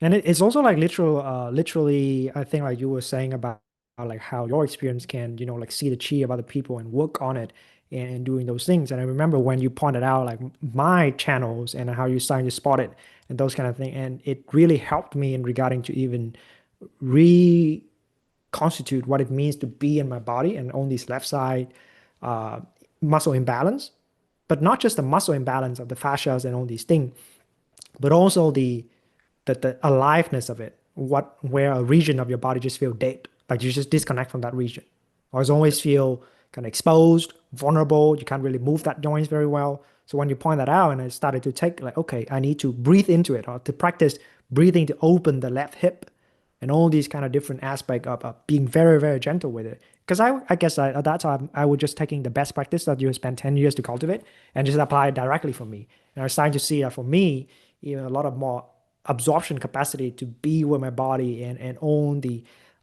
scene, own the way that I contort into like a constricted version of myself. Mm. Yeah. Yeah, I think it's I was only able to point that things out to you through going through it myself, and yeah, I really for amount of time I really wanted to become a healer. Maybe I still will become a healer someday, but like you said, and like the story you just shared, when I started expanding my view on the whole idea of healing, like who am I to take away someone's pain or suffering? Because that pain or suffering could be that person's greatest asset or vehicle for their own growth. Because it's not really about the pain or the suffering, right? Because ultimately we're here to, in a way, awaken. And I just didn't feel like it should be me dabbling with someone else's destiny in that way. But I've come to understand now that it's not me doing anything. I just kind of co-embody another person, and we just look at it to each other, and it's just a sharing of a view. It's also fascinating because like I think you share in your journey as well about how we have a natural impetus to try to fix it, to try to like get it to the right shape, and it's the right shape, and then not knowing that that restlessness is the very thing that co-entangle with the mess in the first place. So you just pop this, but then it's dysregulate somebody else, somewhere else, and it just go on and on and on, and it's just like 99%, 99.9%, 99.999%, and all these cases. Because very soon after, like this thing opens up for me, and I'm starting to see like, oh, okay, there's this whole like entire regions of contraction that previously I wasn't aware of, And then I was seeing how my mind immediately go into, I'm going to fix it. I'm going to clarify, I'm going to purify it. I want to make it like perfectly aligned in all this way. But then only after I'm seeing like, wait a minute, but this would be the thing that further reify it, further like instantiate the problem. But it's to feel the problem and allow it to be, to energize it with like the breath of clarity, like to bring lucid into it, to revitalize it, rehydrate it. Then it would be naturally shaping into whatever geometry it needs to be. It's very recent. I would say like only a few days ago, I had a massive breakthrough energetically to my energy channels and a lot of things recontextualize itself. So now the right side and the left side is rebalancing it. And yeah, shout out to John and to Tyson, because two of you guys helped me a lot with that. Yeah. Grateful to hear that. Yeah, it's funny how much unconscious pressure we put on ourselves, expectations we put on ourselves that we should be this way, it should look like that. An example I always talk about is like you look in the mirror and right away, automatically, you try to straighten your shoulders out, you try to put your head straight. You're like, okay, this is my good posture. But really, we're looking at this external image, appearance of ourselves that it should be this way. And just that expectation of how our body should be holds us back from a true expression. Like if we just feel into it, the way my body really wants to be isn't perfectly symmetrical. So that's an example of like you have to allow that honest expression to come as you are to even begin to work with it truly. So it really starts with the view. People kind of just come into this thing viewing things in a certain way and not knowing that the view itself is limiting how much we can work with it. I mean, that's that whole the viewer observation effect, right? It's like to ourselves, we just affect our being just by how we view. Yeah, and there could be like a lot of stories and narratives we hold about our bodies and how it should be, right? It's like it should be like that because like we like self-acceptance, or we obsess about like a certain image we must acquire. It must look more aesthetic. It must blah blah blah blah blah, and all these kind of like it drive us into this pursuit that never ends. This is this ongoing, endless pursuit. Yep. It's not like this is the quote unquote wrong thing to do. I think this is a natural progression. It's just that how do we gain the wisdom and merit to start off with the view like that and slowly or consistently refine it in a way that the view becomes more open instead of more solidified. And I think that's the goal. The key there is actually turn that perspective around, because I think at first it goes a certain direction. And how do we get that being to finally flip the direction? We're like, okay, it's not about more, it's about less. How can I refine it, not add more to whatever the view or the process is? So maybe we're going to look at one question right now. Anthony asked you, John, could you, and maybe Taylor and Adam as well, because I know that you three, is Adam still here? You three practice a lot of martial arts. Like, I mean, Adam's Marine, so there's that. John, could you talk a bit about your Muay Thai practice and your experience with this martial art? I do Muay Thai and it makes my anger and inner shits dissolve. How do you view it, and what depth and deeper meaning do you see in it? I think Muay Thai is one of my favorite striking arts. I think it's just fucking fun. And the thing about Muay Thai nowadays is that it's really popular and well adopted. I think why it's so popular is people can see it for really potent, really effective combat application. But what I appreciate about Muay Thai is that it has really traditional roots. If you look at, man, I don't even know what to call it, but there's an internal aspect to Muay Thai. And they have their own set of meridians. It's all based around the belly button and things like that. So I don't even have to distinguish between Muay Thai versus Kung Fu versus Taekwondo. I think all those, if you strip it down to the essence, it all points to the same thing, which is in a way internal cultivation or a deeper understanding about the expression of what you want to do. And but I think on the surface level, maybe I'll describe is that Muay Thai, because it's so I guess you could say aggressive or external, it does work really well to just express and use up that in a way pent up energy. Like we just need to exert, right? It's really good at tool for exertion. It's really intense. I fucking love it. It's probably the thing I do now is internal qigong. I do Shaolin basics, and then when I'm on my heavy bag, I do Muay Thai. That shit's fun.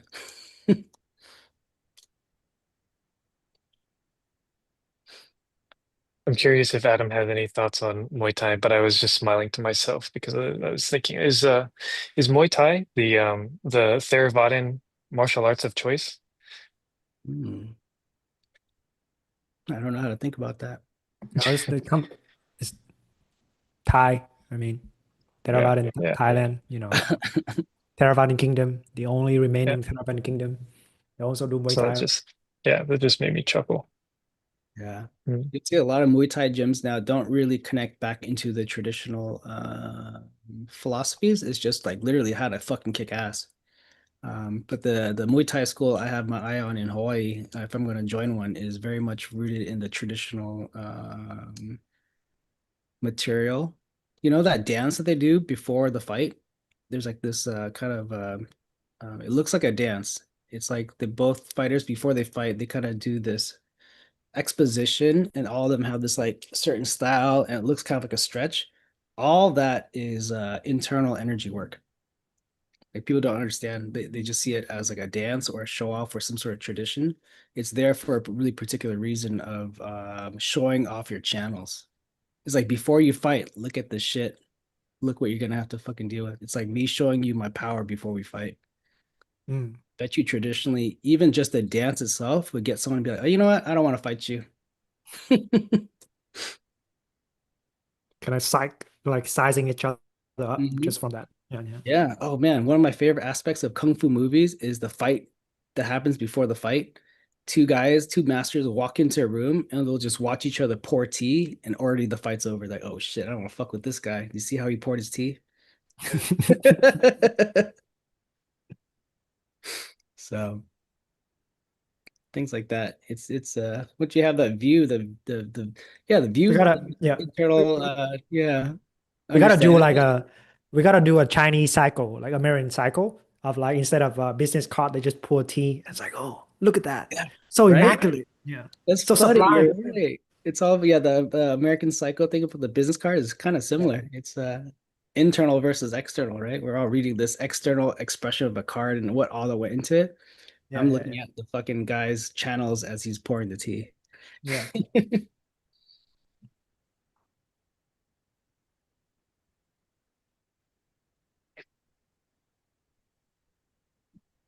Yeah. Anything to add to this, Adam? I think out of all of us here, you got the most martial art experience by far.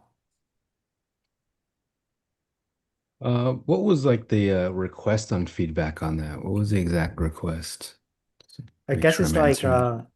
the effect that martial art training has on for us to process our anger or Hmm.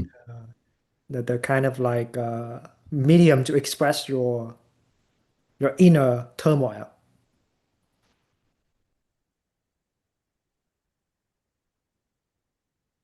I think and Taylor earlier alluded to it, the fact that Muay Thai is coincidentally very Buddhist based in their approach, from that like prayer perspective is very interesting because it's a very violent art, extremely violent. But it does take a lot of concentration, so it would make sense why like you can dissolve through that anger because you have to focus it. It's not just this rage. Try to go rageful in a Muay Thai gym. I'm sure I don't know who asked, but like it's not gonna work.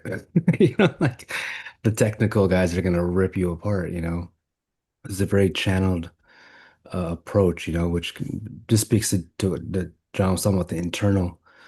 It's actually why to a lot of beginners, I actually often recommend, this is not Muay Thai, but Jiu-Jitsu, because for me, I mean, I don't train as much as I used to, but I could grapple for hours because it's super meditative for me. Like I don't feel pain.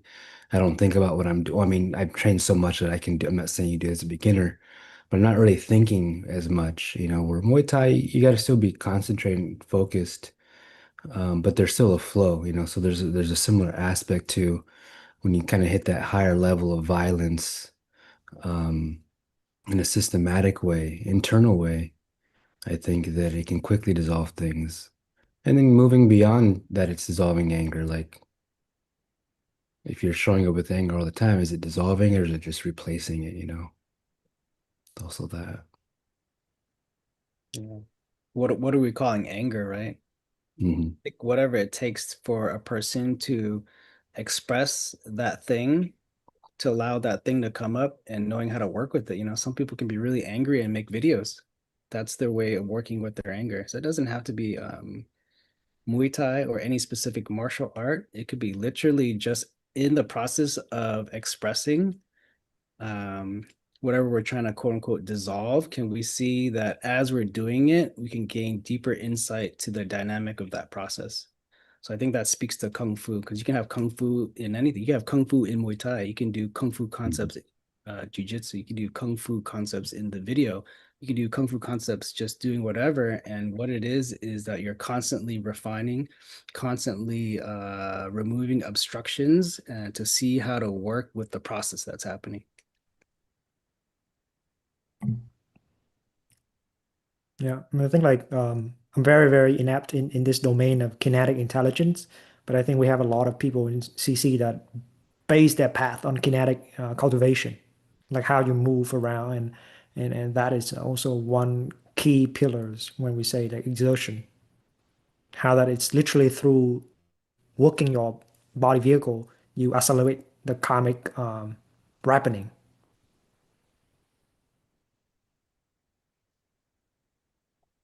Uh, okay, so Anthony have a follow-up question on that.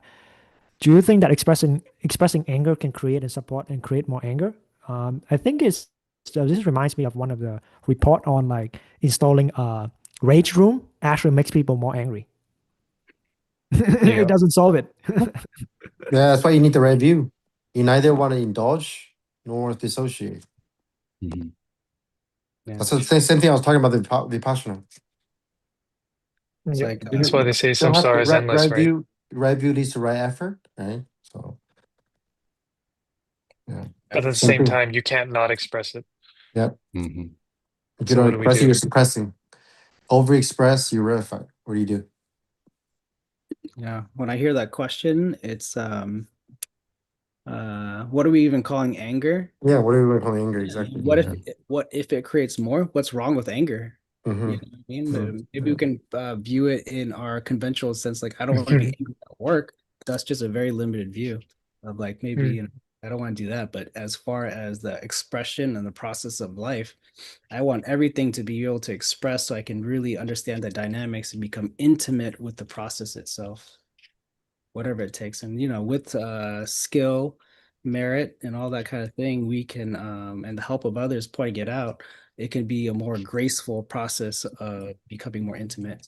And if it's maybe uncontrolled, it could just come out uncontrollably, you know, violently, without grace. So there's a definite skill in how we navigate and come into contact with that expression. Yeah, that kind of reminds me of the talk about turning karma into dharma. It's not like there's a separation between karma and dharma. You don't like. I think karma is just a lens that you view dharma in a limited way. So it's just about like how you view it, how your relationship to it, right? Yep. So same thing. It's this reminds me of like on the Clavision retreat when I did 10 days, you know, training body, outside of body. Everybody has their own kind of energetic blockage they got to work through. One of my peer at that time was an uh, a lady who was maybe in her 50s and she had a problem with feeling powerless. And she was very graceful. She was extremely like well educated, ladylike, but she just had this kind of like kind of like this too soft. Like, and then as we working through a couple of days, we very clearly was like, you can't feel angry. Like whatever the condition you have been training yourself as a mother, as a woman, as a whatever, you can't feel angry. So it was a challenge for her. And if I remember correctly, it was one of the breakthrough moment for her was feeling the rage that she had to tap into to give birth. It's like total exertion in that moment. It's gonna come out. And after that, it was like a relieving and a crying and all these things. But yeah, like in that moment, actually, anger was the antidote to powerlessness. Yeah. It's really about the flexibility of relating. Right? It's not like it's just about soft, about hard. Bruce Lee even said, when the opponent, contract, he'd expand. Yeah.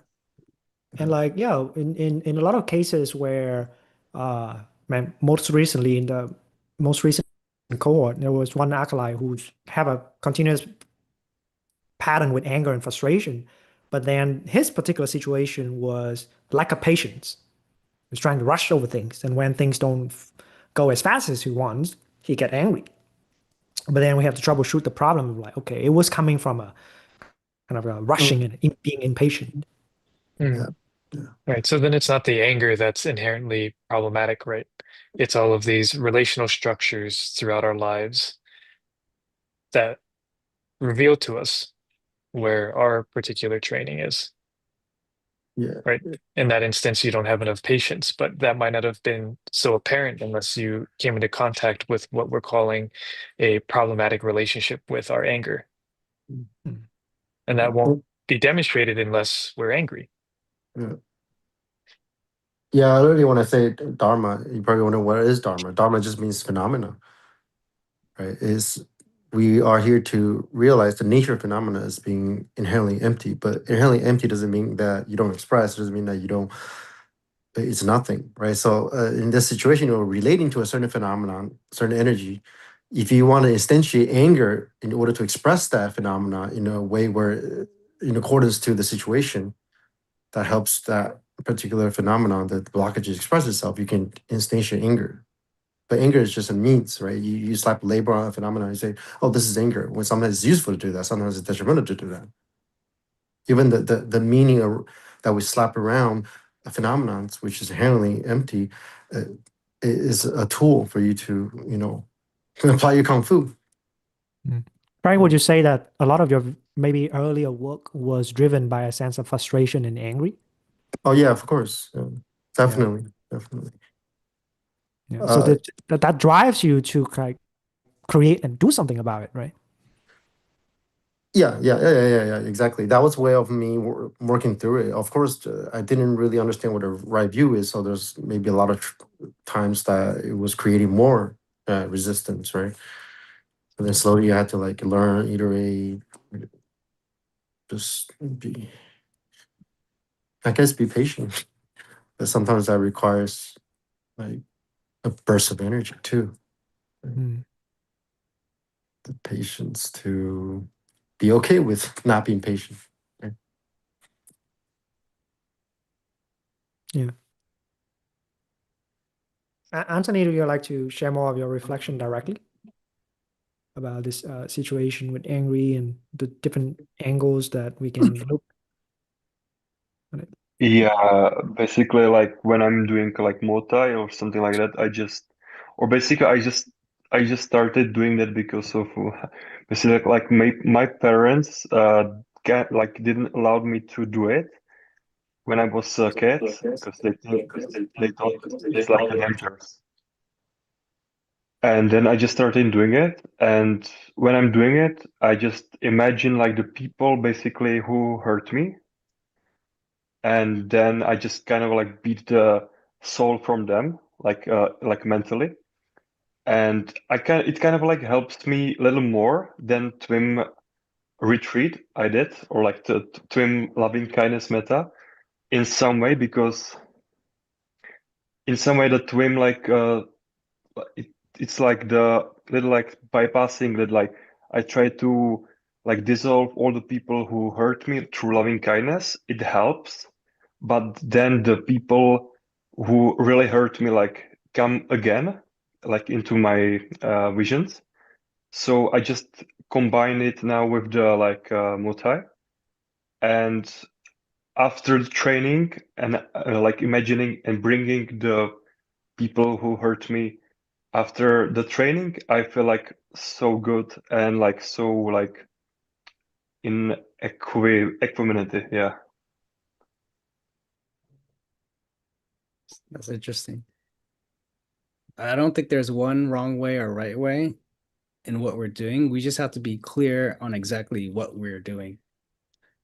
So it'd be hard for me to say exactly what's happening for you, but in the training and in the skill that we build, we can understand why we do things. I wouldn't be opposed to doing exactly what you're talking about. Some of the kung fu training to train intent is to go into this mode where you just want to kill and destroy any person in the room. You're like, how can I kill this person right now? Next person walks in here, how can I fucking kill this person right now? Just to train in the full expression of everything we are, you know, as a maybe a goal to leave nothing covered. You know, we want everything to be able to rise to the surface to work with. And if that's the means that we have to use to get this material to rise so we can work with it, so we can see it, then that's okay. Of course, we have to be, you know, contextually aware of how it affects other people. But right now, we're talking about this imaginary thing that we're doing. And there could be ways that we're just increasing our resentment, you know, if we're doing it quote unquote the wrong way. But we really have to be clear of what we're doing, how we're working with it. Yeah. And I guess like in some case, like when the instruction is to generate a feeling of loving kindness towards the people that have wronged us or caused us pain and suffering, it can easily fall into this kind of artificial superimposing, like suppress that hatred to try to replace it with the loving kindness, right? Oh, I'm that's and we find that we don't want to do it. But I guess the training or the invitation is that allow that hatred to arise fully and then make a different choice to forgive and move on. And more often than not, we can't do that, right? When the angry or the hatred takes over, we only think about how to further entangle us into how to get that back, how to reclaim our space, or fight back. I want to show you all these kind of further entanglement. We can't be renunciative. I have a question, Anthony. So is it almost like you're directing the anger to whatever that is that makes you angry, to someone, to something, like it's directing to like an enemy? Is that the Yeah. I don't know, like I just imagine like it's the face of the person, and basically I just do like I just imagine like that's him during the sparring or during the fight, and then it's just like I just imagine it as a letting go basically. But I also noticed that like during that there's a lot of like ill will that I create, hatred and yeah. But I feel like more peaceful after that. I don't know. Mm. Yeah, I think what John said is very accurate. I don't think there's a right or wrong way. I'm going to speak from personal experience. I was very angry for many reasons, as many of us probably have been as young people. I used to very much direct it towards this exterior enemy, right? Like, and I noticed that what it did eventually is I got myself in a trap. That the only way to exert at this level was to only be this angry, which did not support the rest of my life. So what I eventually started learning is I started channeling it in a way that wasn't to or towards or against, but for. And so it was almost the same, almost the same exact thing. The nuance difference for me was more of a protector's mentality than it was like an aggressive fighting mentality. Now, my background, like my my teachers were from, they're from Dan Inosanto and Bruce Lee, very similar to probably what John and Taylor experienced. So there's a lot of defensive in how we were taught, and how to fight. So it's very much like not always being the aggressor, but making them aggressive to then find their holes. So it could be the philosophy that I grew up with too, different, not right or wrong. But I know that shift allowed me to still express the anger, but instead of being towards like I need to dominate, it's like how would I do just enough to show this person that I'm stronger, but I'm not trying to hurt them. That's kind of the position I started to teach myself into. Now, I had really good instructors when I was younger, so that helped too. But it was never about that. It doesn't mean, again, I'm not saying that what you have to do. I'm not even saying change what you have to do. Maybe that works right now, right? But it's also future pacing. And I've taught a lot of fighters, I've taught a lot of beginners into high level. And some of the biggest troublemakers when it came to fighters are people that didn't know how to manage that anger. And it's always directed that their opponent is the dad that beat them, right? Or the bullies that beat them up, and they just stay angry, right? So it's not what you're doing wrong. You're here. So I mean, you're probably well off already. Like you just are just aware. So it might feel heavier. So I'm not telling you what's right or wrong or the best. But from my experience, that's what worked for me. And then watching these people kind of being very angry, or even try to act loving, but they're actually still angry and then they hide it, right? Which is kind of what Khan and John allude, like, don't hide it either. What Frank said, like, don't suppress it either. It doesn't really help, but it's navigating. There's so much to navigate, right? It's like, I think John said, like, there's so many ways to approach. There's no perfect way. Um, but it's also learning how to like, right? It's energy, right? How do we direct that more into what's serving to not just us, but the others around us? Because people watching you, right? We pick up energy, right? So like, oh man, Anthony is good, but I don't know, he's really angry. I don't know if I want to be like that, right? Or man, he's got this anger, but Dan, he channels that in so much. I can feel the love and the pullback. He doesn't want to hurt me, but he's testing his lip, like so. I don't know, right? I'm not saying worry about what people think about you. But every time we step on the mat, every time, even if we're not the coach or even the top in the class, we're all teachers in a way that we're showing what this culture is at our gym, right? You walk into a gym with a bunch of a-holes, you're not gonna want to be there. I'm not saying you're that. I'm not saying anyone there is like that. Like modern gym success will tend to have really good people. But it's also from a leadership perspective, like, if you were teaching you 5 years ago by showing how would you show up for yourself kind of thing. Anyway, Yeah, yeah. Thanks, Adam. You have anything to add to that as well, Taylor? We also got a question from Atijas about trauma release exercise. So maybe John, you can also comment on that after this. Mm.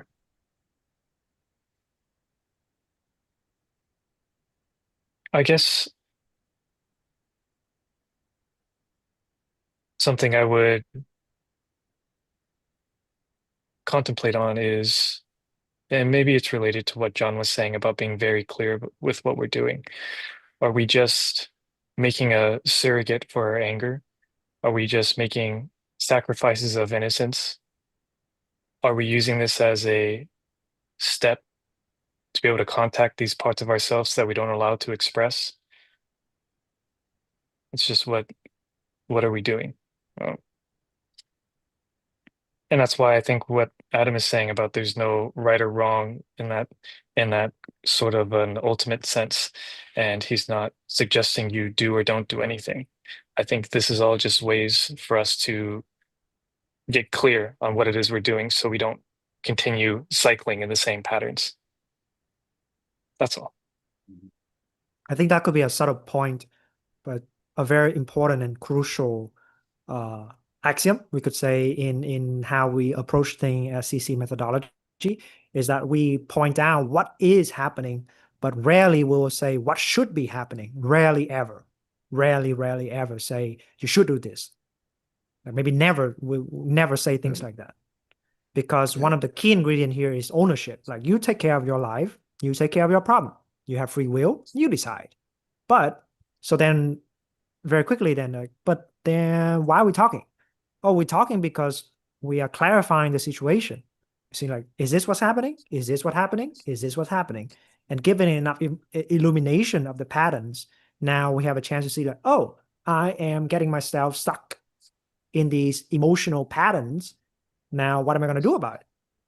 Right. So then we exert to make different choices to start to live life differently. And that comes with like pattern recognition, illumination of our own bullshit, and then having the aspiration to change. Because most people don't really change. Yeah, that's why the rest and recognizing comes. And when you just recognize your patterns, that's enough for a lot of the times for you to untangle, because karma has a way of sorting itself out. It doesn't mean that you just don't do anything or just go into the non-doership mode, right? You rest within the contraction and resistance, and that's what I call anti-exertion, where you just have the fitness to stay with whatever, and then you recognize the pattern, and eventually they merge as one, and then you instantiate actions based on what you have observed, and you can look at different in every situation. Yeah. What I does think it that's take what we mean by virtue. Yeah. Yeah. I was just gonna add, what does it take for someone to recognize that? And I think it takes whatever we practice to go all the way. You know, you have to, whatever we do, we just got to go all the way, see it through. And another way we could describe that is to basically be completely responsible for whatever you're doing.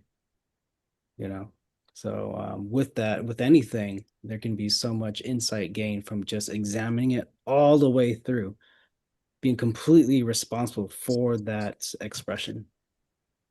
Yes, and recognizing that, resting in that. Yeah, that's what we talk about when I think yesterday or the day before we were talking about the cycles of the exhaustion of a particular sensation, for example, right? You just want to see you can observe the patterns coming. You have the fitness to stay with it until you self-exhaust or run its own cycle. That's really important, right? And that could be a sensation, that could be a certain pattern of your life, it could be a relationship, it could, different fractals of recognition. Yeah. So when we do sit and do the meditation, a lot of times we're increasing our aperture to examine and observe and recognize this very subtle patterns that you might not be aware of when you're off the cushion. But then off the cushion, like for example, discussion, we tease out a lot of the quote unquote problems that we're having, right? But that's also a way for you to just recognize it at the level where it's okay, day to day, moment to moment communication. You need both, right? Sitting down and observe the subtlety, and then you observe the bigger patterns of your life, your habits, tendencies, and so forth, your actions and your relationships and things like that. Yeah. So when we say things like views have consequences, like there's consequences to the way we see reality. For example, right, in Anthony's question, if one person, if a practitioner were to say, okay, when I express in this way, I have a cathartic moment. I release it and then I feel relieved. And then I notify to myself that is good and I should have more of those. So then we unknowingly choose an endless cathartic releases. But then we don't see how anger arises in the first place. So then we're just stuck in this, okay, endless dissolution. Yeah. Or we don't see like the view in which we're viewing anger from. And that's the same thing as I was talking about earlier about Vipassana, right? You have a full body dissolution, you have feel rapturous. Of course, that feels really great compared to the contracted state. So then you want more of that. You take psychedelics. You only care about the decompounding phenomenon, but you're not taking into consideration that the compounding codependent arise. The contraction and expansion codependent arise. If you have the right view of the middle way, going beyond extremes, you'll see that. But if you don't, you only see one view. Oh, it's just about feeling good rupture. It's about fixing. It's about getting rid of the pain. You don't see the entire picture because you don't see the entire cycle. Yeah. Yeah, I can describe that too as you have to take responsibility for your view. Just think this is how I see things, but it's how you see it. You have to see it all the way through and be completely responsible for it. Yeah, it could be the case that there could be many assumptions that we carry about how reality should be, right? I should not feel this way. Right? So it's like when we have patterns of emotion, we label as anger. It's not just anger. We also say it is anger that I should not feel. I should get rid of it. Because of what? I don't know. But I just feel an impetus to get rid of these emotions. So then we not only not feel that emotion, but we also immediately try to get rid of it, but not knowing that this would further exacerbate the problem. So Bypass we it, not examine it. Mhm. yeah, we could suppress it, bypass it, or trying to quickly indulge in it. So then we just become an angry person who's like an asshole to everybody else. Yeah, then we have all these patterns, and it could be many emotions, right? It could be sadness, it could be all sort of negative emotion, or we could go the other way of trying to understand why I'm angry all the time, like psychoanalyze ourselves to death. It's always understand our pattern. Oh, it's because of that. Always because of this. Always because of this. Instead of actually feeling it. So we're just conceptualizing our emotion away. Like, oh, I got the story. Yeah. So Yeah, that, when you like a lot of people that do hear about teachings talking about just really feeling into emotion, and they become obsessive about feeling, and they can further verify that. And then the shadow work all the time. It's like, all right, give me some pain, let me feel it, let me feel it. Endless shadow work. Yeah. Yeah, endless shadow work, and endless that's an example of purification. extreme view turning into like some kind of extreme action, right? Extreme effort. Mhm. I mean, if I think categorically speaking, it's like, okay, there is this fundamental problem of, let's say we cling to this whatever position. We have a conceit, we cling to this position, we cling to a being, right? A structure of embodiment. That's me, whatever that is. We can say it's a sensation. We can say that sense of the observer. We can say that's the field, whatever. We have to cling to that. Based on that clinging, now we have two attitudes. We want more of it, or we want none of it, or we like less of it, right? We want to change it, or we like this thing to disappear. So we say that clinging to existence or non-existence. Now, this entire thing happens without us knowing it. We only know the stirring of the wind. Like we only know the stirring of the experience. And all these things coupled together into a conceited that is restless, that we are unaware of, that is causing us to cling more of it or less of it. And this drives on of our habitual patterns. From this clinging that I want to lean in, I want to get out, I want to annihilate everything. Now it's become the push and pull of our emotions. From this emotion, now it creates emotional state. Now we become narratives. Now from these things, you become activities. I should do something about it, or like I must get rid of it, or whatever. Now it becomes a self view. But we are only aware at the self view level, let alone all these layers of architecture of your being. This is the 10 fathom model, by the way. That's how they lay it out. Like the suttas. Because at the fruit of the arahant, you drop the last five. The conceit, the eighth fetter, the restlessness, ninth fetter, the 6 and 7, which is clinging to existence or non-existence, and then the 10th, which is the ignorance of it all, the ultimate uprooting so that you would never be lost again. But the fruit of this removing the conceit is the irreversible, never to return, to jump beyond own presence and being. And that's like that takes a lot of practice, right? So a lot of times modern practitioners are only aware of a self view who then wants to be a better personality. Like that's a lot of Western psychology, and there's this pursuit of a stable mind who wants good things to happen to them. Whatever that good thing is, right? The good thing could be a family, it could be career, it could be money, fame, and fortune, whatever the stack that is. But that's the so then based on that perspective, now people come to the path to treat the Dharma as a way to amplify their self-building project, which is fine. People need to build a self to a certain point. But when we ask these questions about the structure of our experience, and then we have all these kind of conceit, we're so far away from actually getting the job done. Yeah. I always think about how people can really transform themselves in many ways, but it might not get them towards the view of the ultimate view, awakening. It's almost like transformation is one way, these things, it can hopefully lead us to broaden our view and awaken from the illusions that we assume to be true.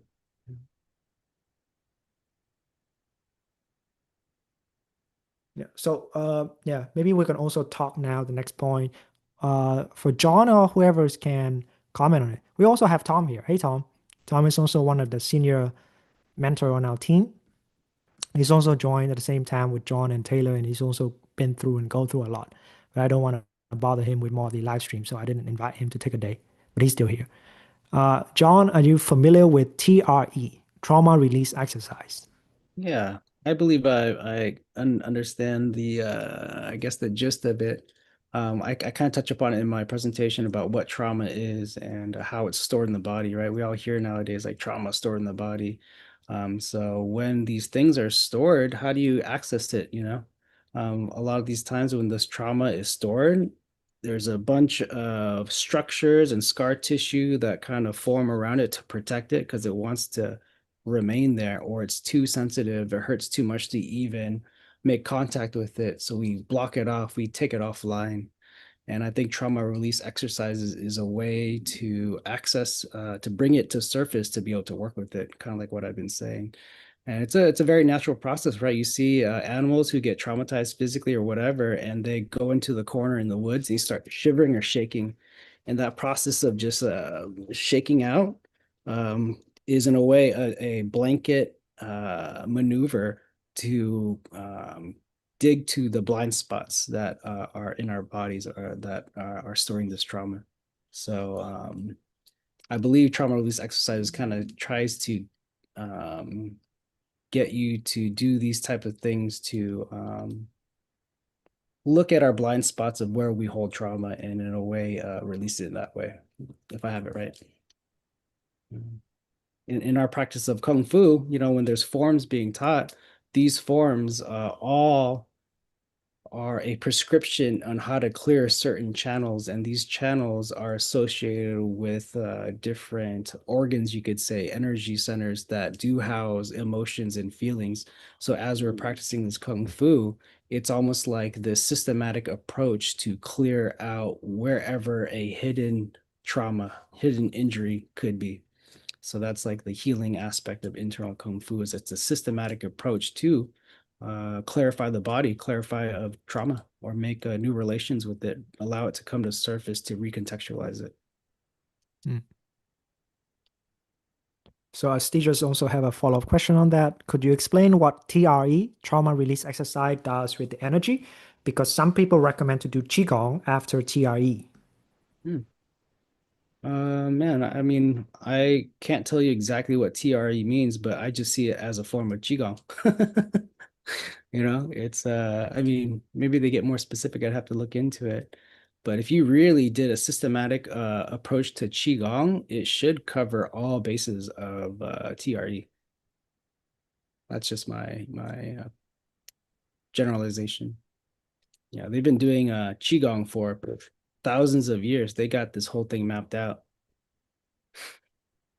So we have not all the time in the world, but would you say it's possible for you to finish the main point of the presentation within 20 minutes, John? Yeah, but I was blaze through it. Okay, yeah, let's do it. Okay. Let's see here.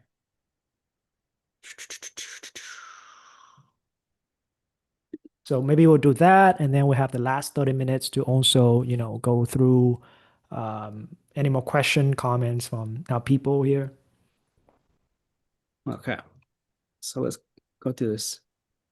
Right effort, I think we touched upon this. If I had to say what quote unquote wrong effort is, sometimes we focus, fixate on an external goal, a product, some sort of external reference point that in a way dulls our sensitivity. It doesn't allow us to become more intimate of the process of what's actually happening. I think I mentioned earlier, in practice, with each movement, with each moment, with each expression, somehow there is a doorway to gain further understanding or further embodiment of whatever we're doing, further illumination, the removal of blockages or traumas or ignorance in the act of doing it. So this is what I kind of call real, actual healing, not just trying to take care of a symptom. It's getting to the root of something, is to really follow that expression, reverse engineer it. And so, I just put this picture of Neo up because at a certain point when I kind of, when the conditions aligned in a certain way, there's a cascade effect that happens when everything kind of points to one thing. And there's just one kind of click that really did happen for me. It's like, oh, I fucking know Kung Fu. And what that really means is I understood why Kung Fu is practiced the way it does, why the channels are laid out the way they are, and the wisdom that's in there and the codified information that is not by accident put into these practices. So maybe to timestamp it, do you remember that for that moment to happen? What year of cultivation was that? Like 5 years in, 7 years in? It was right before. It was, man, hard to say, but it's definitely before I did formal practice. It's but I would just do, yeah, 4 years in, something like that. Interesting. So you got the click and then you train systematically. Yep. Yeah. I So see. Okay. like backwards, ass backwards my whole life. So yeah, here's just a description of the subtle body, the meridians, the going from qigong to neigong. We all have different words and descriptions and ways to dissect this anatomy, called meridians, channels, chakras, dantians. These are landmark maps of the process, not literal parts. People think like, oh, a meridian is this way. That when we draw a meridian or when we try to describe a meridian, it's just like this landmark, like, hey, take a left at McDonald's or whatever. But really the way that we come to understanding of it is from an internal perspective in an experiential process of exploring it.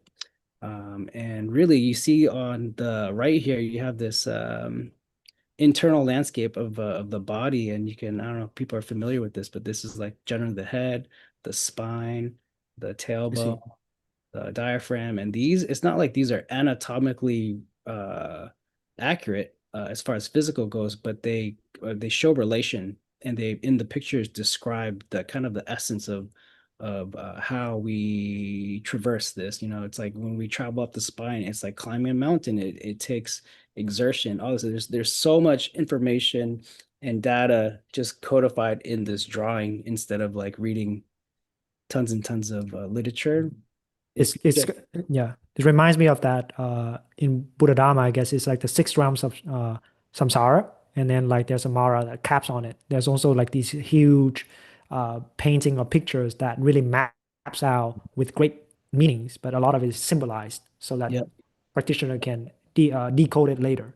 Yep. And some of these things won't make sense until you get there. It's until you experience it that there is a scaffolding built that you're like, oh, I understand why this is here. It's just like all there. And I can just imagine back in the day, not everyone was literate. Sometimes just looking at this picture and meditating and getting absorbed and yoking into your own body experience, you can come to an understanding of what all this means, And I'm not here to talk about the details of any of this stuff, but it's more about the context of what it is.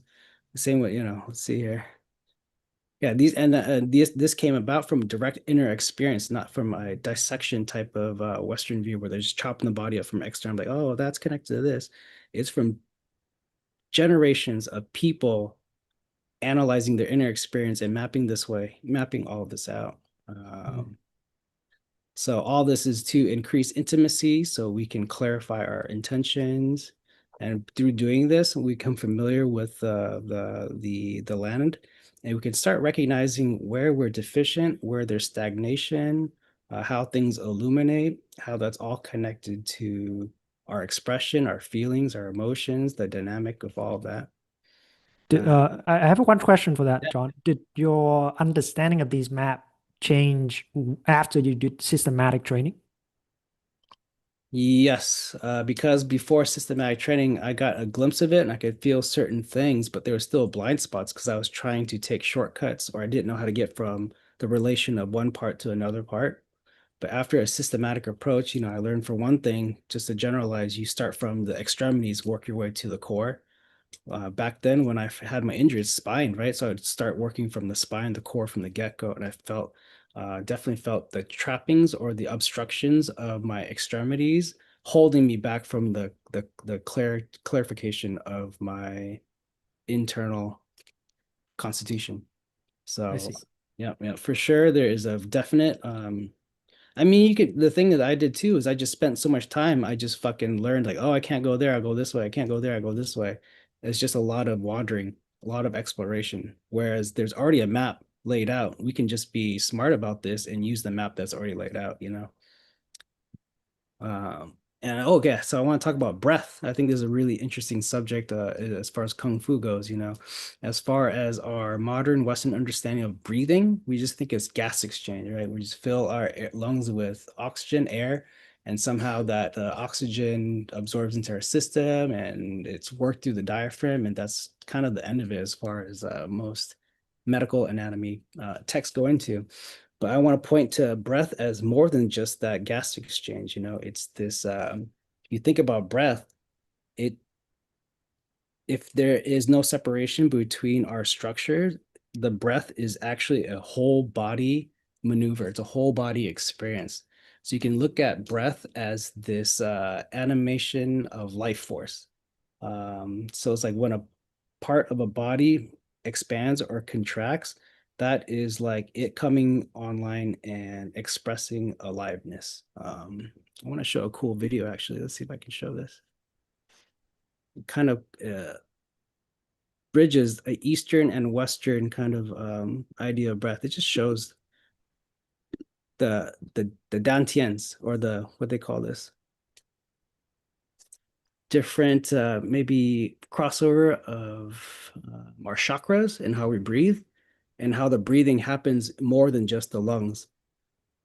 So this talks about the 7 levels or the many diaphragms in the body. And it also talks about how we breathe with different parts of the body. So this is our head. It's all jointed, right? So as we're breathing, expand, contraction, it's all related to each other. So these tissues can expand and contract, and they all have a role in, if you want to just look at superficially, how much air enters the lungs. But really, it has to do with the expansion and contraction of our whole being. And you can even get it specific to not just air breathing, but like tissue breathing. Like as we're expanding and contraction, there's a working of the subtle pressure differentials we create that allow blood to invigorate or engorge parts of our tissue. So it's not just about gas exchange. In all these special breathing techniques, we can kind of increase the air in one area and work with our diaphragm to either push or pull pressures in a certain direction. And we can actually direct the engorgement of blood to certain tissue parts. And so it's not just air breathing, it's actual like dynamics of your blood and lymphatic system as well. So we just kind of dumb down breathing as this breath thing, but man, even our calves has to do with how we breathe. Even how we stand will affect our breath. And by using the breath and yoking into the relationality of all these parts, we can really start to understand where parts of our bodies are completely offline. I remember early on when I felt really starting to connect to my breath felt so constricted in so many ways. I just felt like I could not take a deep breath. And through the exploration of the dynamics of all these relations, now my breath feels very relaxed and free. My ribs can expand, my ribs don't protrude out when I take a deep breath. It feels like a whole body expansion. So I thought that was a cool visual for that. Yeah, it's like there's like I don't know if it's Dzogchen or whatever. I don't know what the tradition is, but there's a practice that you literally breathe in the whole world and then you breathe out the whole world. Yeah. Yeah, so you Oh, can you're talking about expand that to Tonglen, right? like Toneland. Yeah, maybe. I think so. Yeah. So you can even expand that to just the body, the breath, the body, and then the whole room, and then the whole universe is breathing with you. That's why I remember Yeah, making like a breath. that's the matching of the breath with intentionality, like what it Mhm. means to breathe. Yeah. So if well. our Yeah, view yeah. is that breath is just gas exchange, Just the we're breath, and missing then you out. just contract it into just like the breath, just Yeah, air yeah. contracting, expanding. But then if you widen up your view, it's the whole world is Yeah. breathing. That's why Yeah. I remember like editing a video of me like doing breath work, and then I was like playing around the 360, like the whole Sure, field. yeah. It's like contracting and bending, like all the geometry changes. Yeah, yeah. So that's kind of what chi is. It's the connection and awareness of this life force, this aliveness that we can have a built-up relation to, you know. And you're talking about we talked about the trauma already, but you're talking about breathing as the world. As we become aware of the dynamics of our being, one of the main things that a lot of traditions talk about is opening up the central channel. Why is the central channel so important to get to? And it's because that central channel is the center axis of the universe in a way. It becomes, once you become aware of it, it's that main reference point that you relate all the other parts of your being to. Because before you're aware of your central channel, it's like trying to drive without a compass. You know, you're like, I think it's this way, and if I go this, it's just you don't have this unifying centrality that gives meaning and context for everything else that connects to it, right? So one of the metaphors in qigong, a symbolism of qi is the horse. So as we are getting to know our breath, it's like taming a wild horse, because wild horses kind of run free, and you don't want to stop horses from running. That's part of their nature, right? But we have to befriend our breath, basically. So I always thought this imagery of the systematic approach for taming a horse is, this is actually speaking to taming our breath and getting to know our breath. But um, actually don't know the ins and outs and details, but I think it's really cool just to analyze it. I'm sure even the trees and the sticks and everything has some sort of symbolic meaning to all this kind of stuff. But as we do this, as we're really yoking into our breath, we're building this inner vision, this mapping, this familiarity with our being. And we start to see where this energy, this tree, this chi, or where the horse is not able to run free. And we become aware of the alignment of all of that, and how we have a control. That's what we are. And as we clarify it, we really unify the connection between mind, being, and presence. And there's a harmony that happens because it's all related to each other in a harmonious way. I equate the central channel to like the North Star. It helps us Yeah, make yeah, that's sense. really interesting, John. Because I did know you talking about. I remember one of the first discovery I had after naturalization was that I could sit without support. Like I used to meditate like with the support, either just like laying like this. But Mm, then once I cracked into the nata, I was like, holy shit! Like I feel like I was supported by the universe. Like there was like a mm, string that's like pulling me up and just directing me to the sky and rooted me down to the earth, and I could yep, sit like effortlessly without having to like use support. yep. Yeah, that's one of the Oh, Taoist interesting. philosophies, is that the human body is a conduit between heaven and earth, Yeah, and just in the middle of true. it, we open that central axis up, it gives us relevancy and context to our whole composition. Um, and I'll just say too, I guess the before the central channel for me was recognized, and before I had this perspective on doership, I was the one trying to manipulate and control and direct all these things, and that's how one of the traps I had was I got myself pretty sick back in the day when I thought I was controlling the chi in the way I wanted. I gave myself compartment syndrome in my arm because I pinched a nerve off because I was just not relating my arm into my spine in a correct manner. I was just doing things out of order. And it really, those examples of doing things in the wrong order and trapping myself, that's when I actually gave up. I was like, I should not be fucking with this shit. I could just make myself sick. I've heard stories of people giving themselves aneurysms and just dying from improper chi manipulation or going blind. Some really crazy shit.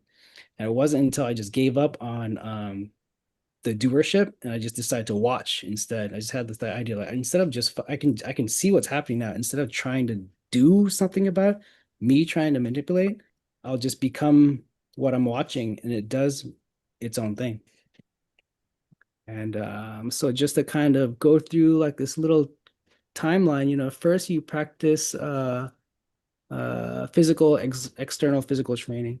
And somehow through that, if you're doing it in a proper way, if you're refining your view, you get to become aware of your internal energy. And then once you kind of refine your internal energy through your movements, you really start tonifying, clarifying your central channel. And this is when people describe the Kundalini cracking open, Yang Qi rising. And then it's this, at that point, you have enough energy built up that there's some sort of escape velocity or some kind of cascade where something has fallen. So it's just can continue to progress in this way or fall apart in this way or dissolve in this way. And it's almost like you can't even control it. But really, it just describes this opening of the central channel and everything relating to it, and all these obstructions opening up. And these obstructions aren't just physical, they have to do with our view, our feelings, our emotions, our expression. It's all connected. And then after that, and this is not a linear, it doesn't happen in a linear fashion either. You know, it happens in simultaneity of many cycles of different expressions, but eventually you get a idea of how empty all of this is, and it's not working on any of these external factors, but really this refinement of expression, presence, and being. You know, in some schools of Buddhism, it's you start to reveal the Dharmakaya. And in a way, what that means is your view of what's happening is very clarified. And then what they talk about is after maybe achieving a Dharmakaya, you go back with a proper view, and now you can cultivate the Sambhogakaya, which is like the reward body. It's only through the proper view that you can really, if you wanted to, take care of the physical body. Here's a picture of a rainbow body example, Havasambhava. But yeah, it's just interesting there.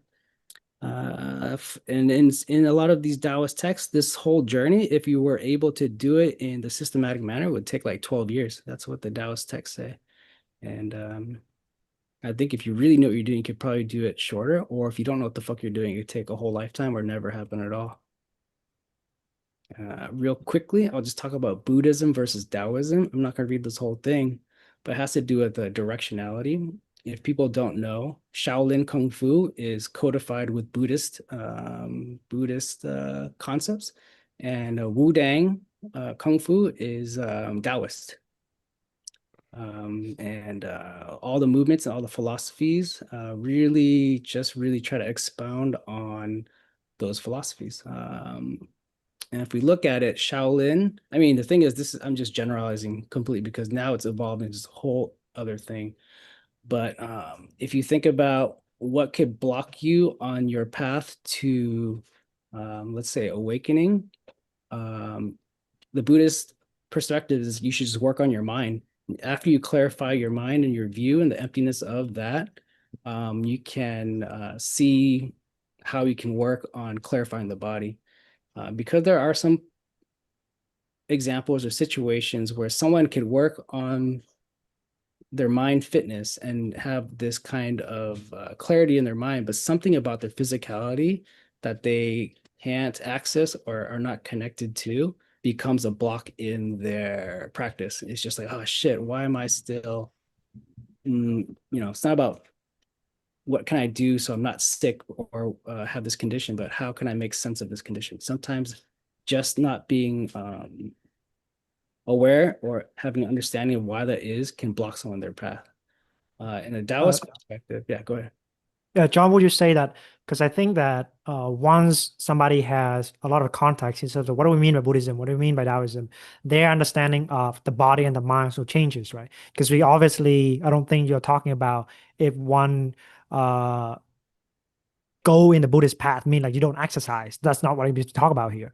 Because what I mean by the body here is almost this inner alchemy of working to generate power, like to generate cities, really, to have almost like supernatural capacity. So then in that way, even in the Buddhist perspective, there are many practitioners who got distracted by the shiny object syndromes of cities, of powers, of manipulations, of using these forces so that it reinforces the objectives of a conceit, an ego in that way.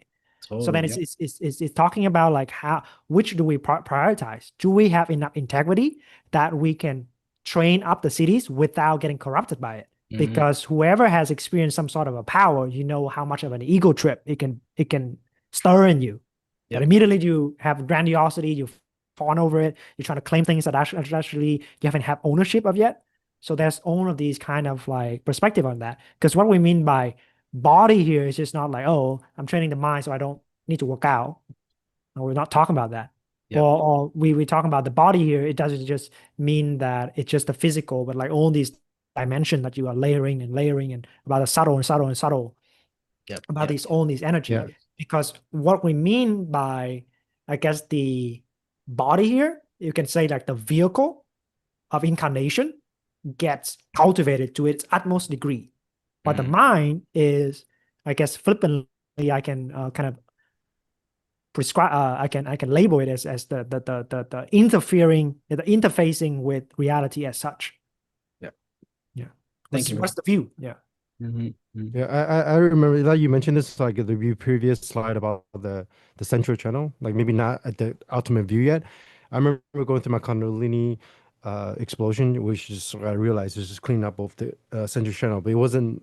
I guess it wasn't open enough to have the Anatta view yet. But I remember right after the Kundalini explosion happened, the next morning I woke up, I saw like for the first time how perceptually nothing has a separation, even though there was still a perceiver, like the field was starting to become panoramic.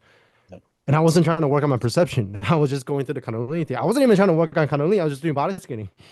That's the crazy part. When that cracks open, so many different kinds of phenomena can happen. It's all going to be perceptually, like the interface, mind, everything. Yeah, it's glimmering things starting to like have that kind of glow to it. Yeah. Actually, through your videos, Frank, I thought I should have gotten that 360 view. I was waiting for like, where's my 360 panoramic view? And I was putting an expectation on how it should happen to me. But yeah, so I'll just say different speed, different cycles, different waters, right? Different people. Yeah, so Taoism kind of takes the different orthogonal view where they just train the body as transparent from the get-go, and once they can see through the body, now they can work on emptiness. And it's just kind of different directions to the same direction. If anything, a lot of people who kind of study both this say the Buddhist approach or the mind first approach is more efficient. And that's why in Taoism, it's a big talk about not getting trapped in the buying of the body, the channels, the power, all that kind of stuff. Yeah. And from the little that I know about China history and the backbone of China is a lot of times this power struggle between Buddhist backed empire versus Taoist backed empire. They fight each other all the time. Like one dynasty would back this, and then another dynasty was like, nope, we're about this now. And they just go back and forth, back and forth, back and forth. Highly political. Extremely political of agenda. And so I'm not going to read all of this, but I just wanted to point at my own practice and why standing meditation was really important for me. As far as cultivating the body, right?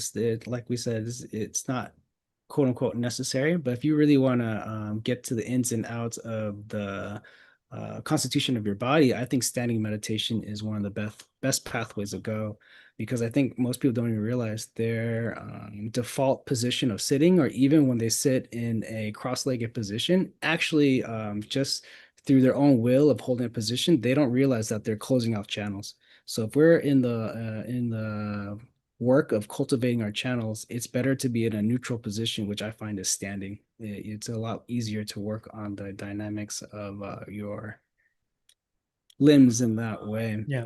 I remember my training in Clair Vision. They're so meticulous with the way that your hip and your pelvis and the the knees below the hips so that it's accentuate and this opening, and then your shoulder would naturally drop, your chest would naturally open, the way you tuck your chin, the way that the chin tucked, and like the way that you place your tongue, all of these positioning to yeah. Yeah, it's crazy though. Like if you say like you're gonna start off sitting cross-legged right away. That's like hitting the ground, sprinting. You know what I mean? Like if anything, we should start in fetal position and start getting a feel for that, and slowly work our way to the full lotus. Because you can only hit full lotus and after a lot of shedding of deconditioning and softening our body. But a lot of people get to full lotus by pure what do you call it? Just Force? forcing themselves. Yeah, yeah. It's and not in just an external measurement. Like I just want to put my legs in this way, and I don't care if my legs get numb. They're not even having that level of intimacy or understanding or the signal of what that numbness is trying to tell you. They just use pure like mind power or whatever just to overcome any sensations of pain. Whereas you should slowly work towards that goal and really read into the information that your body's giving you. So but then also to really struggle through that kind of challenge physically is also beneficial for other reasons. So it's not like there's nothing to that as well. Just some examples of the standing positions that I use a lot. And I would hold these positions and I would do my breathing exercises. And that's how I would focus on different meridians of the body, different ways to navigate that systematic approach I was talking about to make sure you're not missing any blind spots. This is one way to do it. It just gives you a way to just explore the whole thing. I have this link to this video that's a good visualization, and I'll just show it real quick. It's just 8-channel breathing. Maybe I'll play at fast speed here.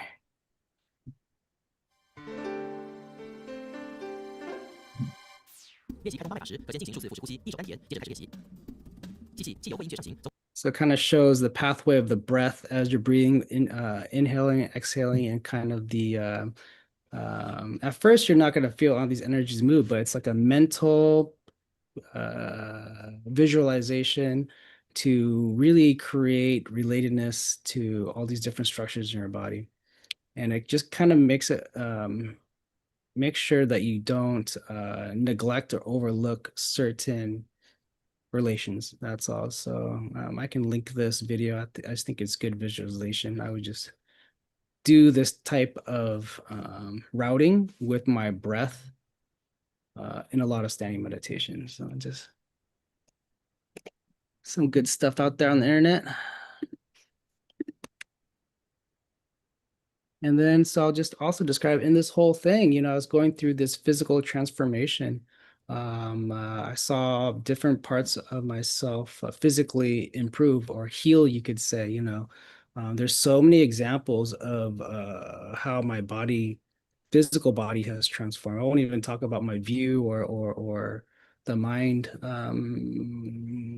attributes, but like the scalp of my head feels different. The texture of the inside of my mouth feels different.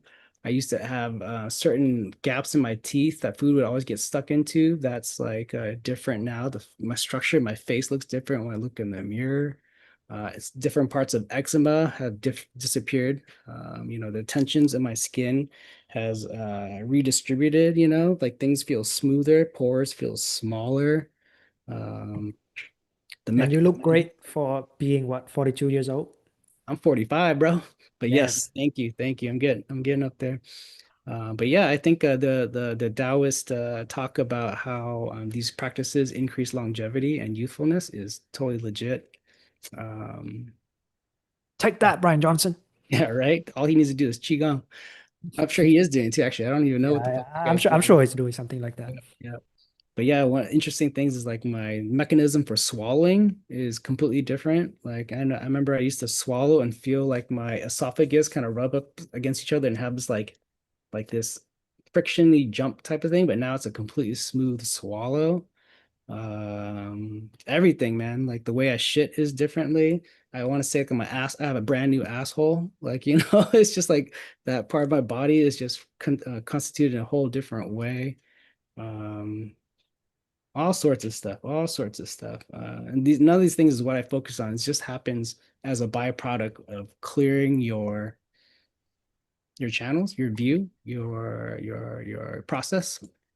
And the really interesting thing is how it connects to the mental aspects. You know, as these things are happening, as channels are being cleared, visions would pop up, or memories would pop up, old trauma. Like, oh, that's, you know, there'd be things that would loosen up, these injuries that I carried for so long that I wasn't even aware of. And when they freed up, I remembered, oh, in 6th grade, this fucking big kid just jumped on me and I landed really weird. And I didn't realize I've been holding that position for that whole time until it released and that memory popped. I was like, oh shit, that's how it happened.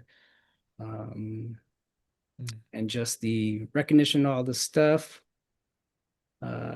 gets me into a position where I can, you know, co-embody with other people, help people see the same things I see. We're just sharing a vision. I think that's how healing another person works. And then also what's kind of interesting is these different kind of sensations of the channels actually clearing up are I don't know, I can't even explain it another way, but just really gnarly.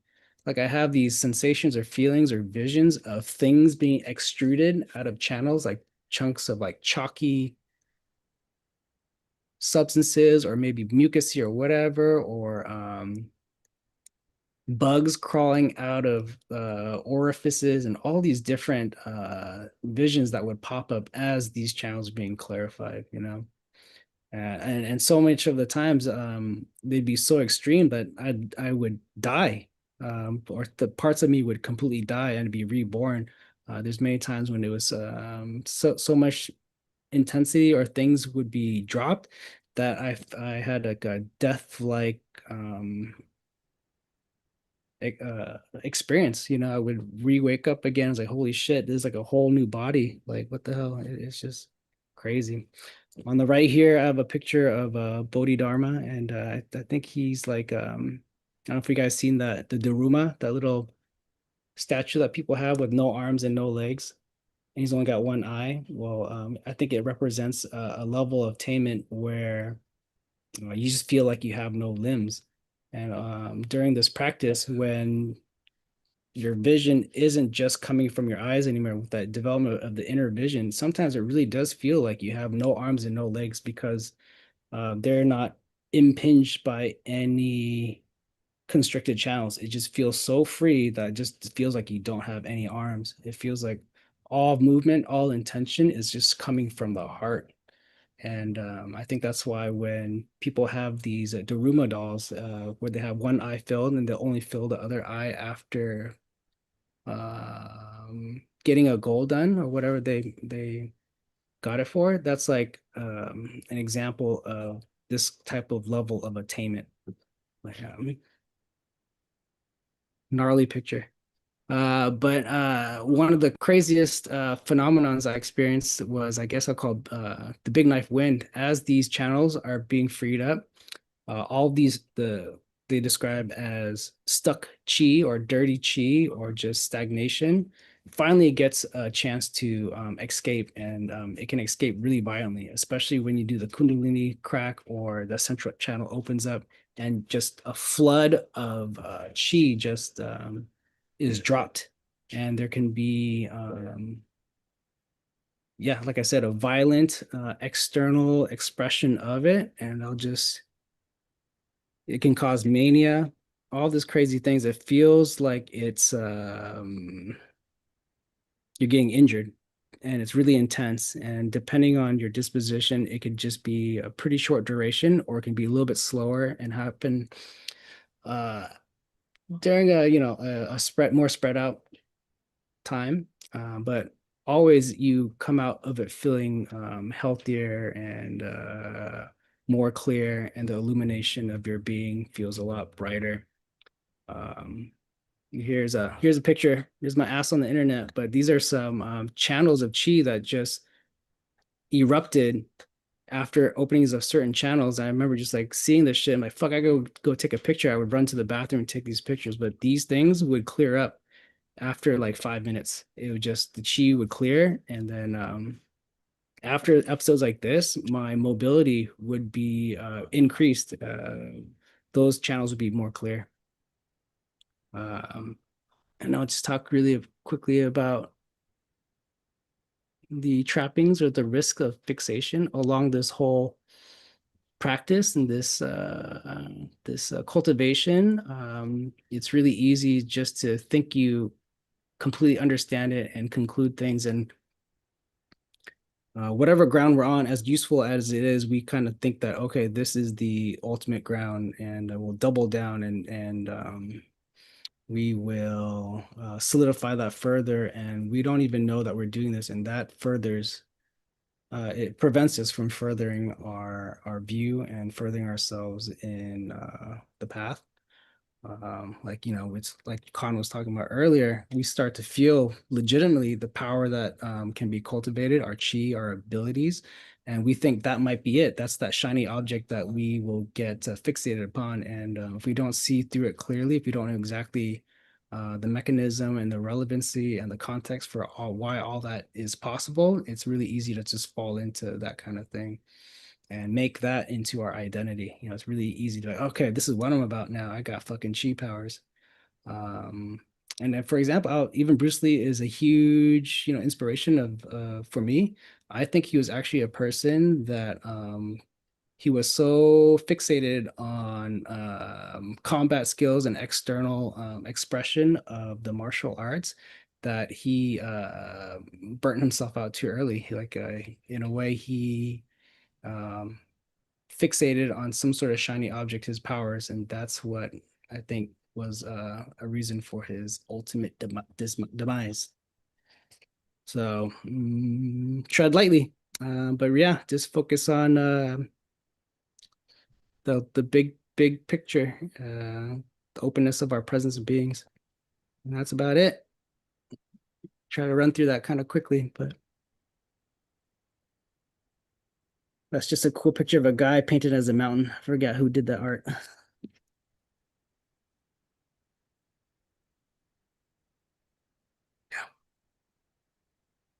Just stop sharing for John. Shout out, John. That was really amazing. Yeah, thank you. Thank you for letting me just talk about myself. Appreciate your rawness. Just straight up butt ass naked. Yep. My 6th grade style slide themes. We got a couple more questions Yeah, from people as you were presenting. That I guess we have some more time to go into it. I'd like to start with Ajitas. Prestigious questions. I have this tension in my head for almost 8 months now. This tension starts moving when observed all over my face sometimes. If I unconsciously resist this tension, I sometimes really want to yawn. It's not like a simple tension, but it feels like some kind of pent-up energy ball that's so intense and I want to really bust open. I used to associate this tension with putting too much effort into being aware. I sometimes do maneuvers to put that ball into my heart, but sometimes it's so intense, I can't do it. And sometimes I utterly accept it, and although it remains, I don't resist it, therefore I don't suffer. Is there a way to work on it energetically or physically? Yeah, I've had sensations and experiences like this myself. I think there's already some insight in what you're writing about, if that you are trying to either resist it or move it to your heart. You're kind of imposing this, I want to say, external or expectation view onto it. So it's not really liberating. It's still stuck. You're just moving it around in different places. Trying to direct it, right? You're trying to direct it, right? And I think really you're kind of on the right track. You just kind of want to watch it and see the context of it, and I would just connect it to breath, because through connecting with breath is how you make relations of, because I can't tell you specifically what exactly where this energy is being caught up or stagnated. But through the practice of becoming really intimate with it and really watching it and really allowing it to express, it's going to be connected to all sorts of views, emotions, opinions, whatever kind of thing we hold. It's to make that connection, to allow it to express, to allow it to really reach our central channel. Because it's not until these energies, if I had to explain it in a physical energetic anatomy viewpoint, is like, it's not until these energies are allowed to contact the central channel that they can actually liberate. Because before then, it just kind of just is trapped. You can move it this way and that with our will, but if you don't have a way to ground it, is what they say, a way to make it relevant to our being, to heaven and earth, then it's just always going to stay within our body in a blind spot. So connect with breath to see and watch it. Have no expectations. Yeah, it's kind of a general answer, but and physically too, there's a lot of practices. I have a bamboo stick that's like, looks like a bunch of skewers. And so one way is to try to make contact with this stuff by just watching it. And when we watch it, it can be so subtle that it's hard to catch it. A lot of tools that people use is like a tapping. Like sometimes I'll tap, like if I have a knot in my arm, when I'm tapping it like this, it's not like I'm trying to dissolve that knot with this tap. When I'm tapping it, I'm just feeling how it reverberates inside my body. And as I'm doing this, I understand the relation of what that knot is connected to. So instead of trying to get rid of the knot, I'm just like playing with it, giving it an external stimuli. And with that extra signal, I can become more intimate and aware of why that thing is there in the first place. So my goal isn't just like mash it and get rid of the knot. It's literally like, okay, how do I feel this thing? What is this feeling like? What is it also connected to? Why is it connected to my right hamstring? How does it have to do with how I'm sitting? Mm. So yeah. I can relate to us teachers about like there is a certain sensation it travels around, but that was one of the things that John, I was talking about. Like, it start first with the left hip for me, because I have prior medical condition that requires surgery in that area ever since I was a kid. So it's like a trap, like just dark block. And then opening that was like, oh, jaw, like here, cranium aspect. And then the way I bite, tooth, and then like left shoulders, and then like left elbow. And all these things start to reveal into all the ways until it becomes like a ring, like a literal ring that wraps around my being. Like, and all these like ring-like structure that's starting to pop up. And I was like, oh, I was so confused trying to dissolve that one thing when a much, much, much bigger structure was so-called behind it. Mm-hmm. But it requires like attentiveness and patience. So really be patient. Yeah. Yep. When I was making contact with you, co-embodying with you, I was just pointing at it with you. Yeah. And really, it's good that you mentioned that, we can become fixated on that one point where that pain is seems to be focused at. But more likely than not, the source of that pain isn't where it hurts. That's just where it manifests. It's the root of it is literally how we stand, how we sit, how we hold our bodies, the view we hold. And then if we apply so-called dependent how you see that co-arises with this webs of conditions, you start to see like, oh, all these things also it attached to the sense of shame, inadequacy, powerlessness, your narratives, your stories, how you see yourself in your childhood, how your parents treated you, blah, blah, blah, blah, blah, blah. And there's like, oh my God, it's a webs of conditions. And there I was just trying to dissolve. Yeah. Or just trying to delete it. Yeah. Trying to like override it. Give me that massage gun. Let me just that feels good too. But really, it's like, are we gaining deeper insight as we're doing this thing? As we're interacting with it. Yeah. So it's like both having the capacity to be with that, understand the conceptual baggage it brings with, understand the emotional baggage it brings with, understand the kinetic kind of how it moves, how that sensation moves, what kind of pulsing, sharp pain, or like a fizzling kind of fading away when you pay attention to it, and then you create a kind of frustration, and then you see all these patterns starting to come together. All these qualities, there's so much to it. If we really just sit with it and become intimate with it, there's so much that can be gained from just following that instead of imposing our will onto it. Yeah. And I think that out of a lot of these presentations, starting from like day 1, day 2, now day 3, tomorrow we got Tyson to talk about exertion and maybe a lot more of the physical aspect of how do we cultivate ongoing momentum so that we can be able to be persistent. It's just a quick demonstration of what it's like to train, right? Because I think that we're not here to say, oh, we are a conclusive expert on the matters of internal kung fu or whatever we're doing. I think it's more so of us documenting what we have learned and to really connect with one another through the love of the game, because it's an ongoing thing, right? It's like I'm sure that John is still cultivating and still working on all these things, and we're not naive about there is this perfect spot that you just trying to reach there. Because after the self-evidence realization, we look at the trajectories differently.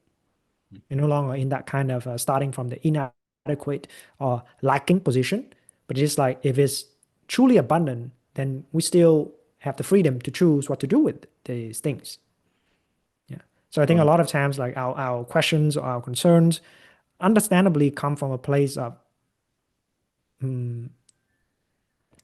inquiring about an object of knowledge that will solve our problems. But I think it was really important in John's journey and maybe Frank's journey as well. It was like a lot of curiosity, just lead them one step to the next, and just the love of the game that never ceases. Because in both John case and in Frank case, they could have like just, oh, I got all this cultivation, I'll stop learning now. But John was saying that after he had the moment of click, I know Kung Fu, then he submit himself under a teacher and a systematic training. Same with Frank. After another realization, on these interviews, on these podcasts about how great Frank is, he submitted himself into training with a teacher. But maybe most of us, when we have that level of realization, we'll double down into our cocoon of realization. We did realize, but we'll isolate ourselves like, I know it. What do I have to learn now? You don't need to learn anything anymore. Yeah. Never done. Never done. So what are you working on now, John? What would you say you're working on now? So what is what is the Buddha who called normal learning, the path of normal learning? I guess it's always learning.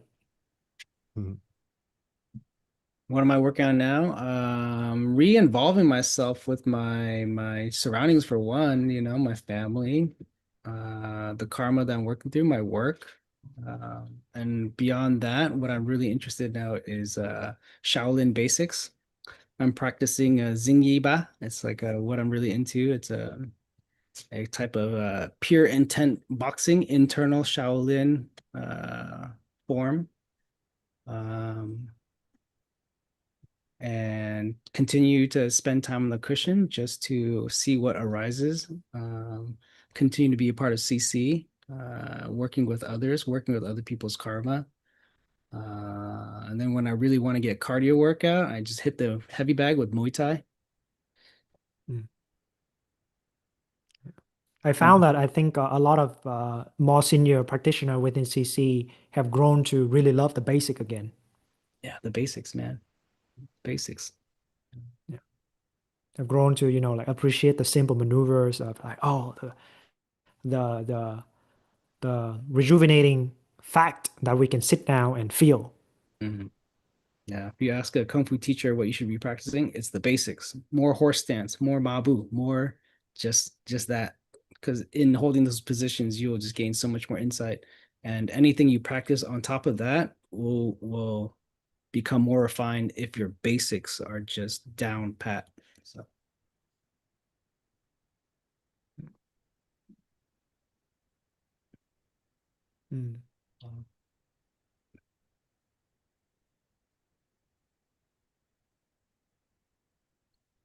I have a goal this year. I want to do hopefully I can get 8 minutes straight of strict horse stance. I remember, I don't know if this is true anymore, but at one time I scoured YouTube for the world record horse stance because there's stories of people holding horse stance for like half an hour or an hour. And I remember just starting off 2 minutes was like impressive. And I got to a point where I could do almost 5 minutes when I was training a lot. So this year, I think I'm going to try to break through 5 minutes. I want to see if I can do an 8 minute strict horse stance because at that time, I did not see any videos on YouTube with a strict horse stance for more than like 6 minutes or something like that. So that's a goal I'm putting on myself. Maybe we can put on a live stream show in December. You doing that? Just straight horse stance. Yeah, straight Everyone- horse stance live stream. We can make that happen. We can set it up. Shit. We're putting it out there. But okay, I think we have more questions, but we're running out of time now. So maybe we can also return to this in the future days, or I can also send you guys John's contact. If John's you open to conversate with people through email, maybe they can, or they can follow you on Instagram as well. And take the conversation there. So yeah. I believe I'm tagged on the post, so just befriend me. I'm open to trying to answer whatever. Yeah. Put my So face out there. now, given all these understanding and presentation about like this decade, more than decade, right? Decade that when it comes after the rock bottom, that you actually start leaning into the practice and cultivate a practice in that way. But before that, there's all this curiosity, this metacognition, these hacking the system that you've always been doing that ever since you was a kid. From your perspective, laying all these things out, why would a person would want to join CC and train with us for 90 days? I think most people can't really even grasp why they would want to. I mean, that was for me the case. I kind of got into it just for what I would call back then I just wanted meditation skills, whatever that meant, or just to make sure I had a consistent practice or other people to practice with. But I realized or I saw that many aspects of my life were just getting cleaned up. And it doesn't mean that joining CC or meditating will fix your life or anything like that, but it just brought me such clarity and context to why I even want to do this thing. I think most people don't even know why they are meditating. Really, they might have an idea, but it's hard to really get to the root of that without people that can point it out to you. Other people who you trust to have a view that has been refined. So it's basically more than I could answer because even to this day, there's just so many. I don't even want to call them benefits, but it's just the clarity of my being is I can attribute to being a part of CC. Yeah. I guess that's why like I'm starting to understand more that there is a certain limit that we can't really persuade, convince people to join a boot camp because it's like I guess most people are not dispositionally wired to desire something like this. Most of desire go against this decision.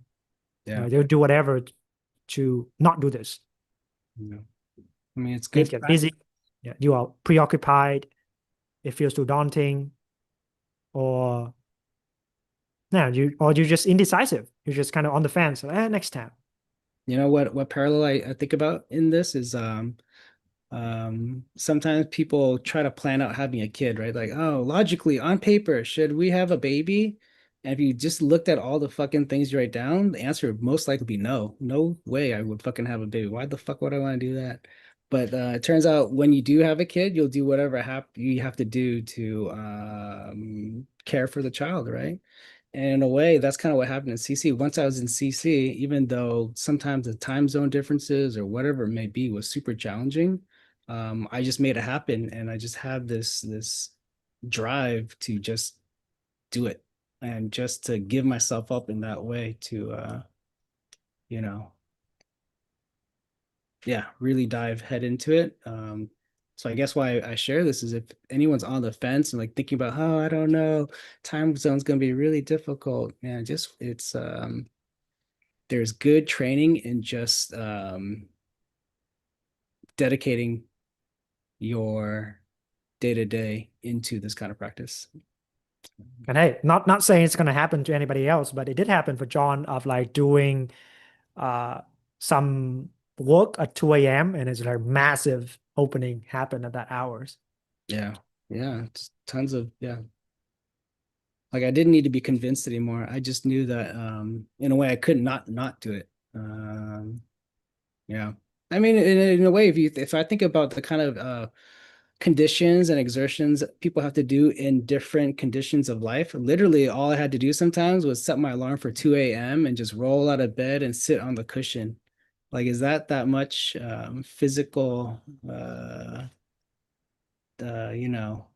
requirements in doing that? I mean, yeah. People can do it. People can do it. Yeah, Tom does that often too. Tom is the opposite side of the world. It's also I don't know, man. People are pretty defensive or protective of their sleep. It's like, don't fuck with my sleep. I'm on 2 hours right now, but I feel good. Yeah. The less that you're always grasping onto these heavy views, the heaviness in our body. If we just clarify it, you get a lot more energy. By default, it's just more free, physically, mentally, all of that. Yeah. Any concluding words from anyone? Taylor, Frank as well.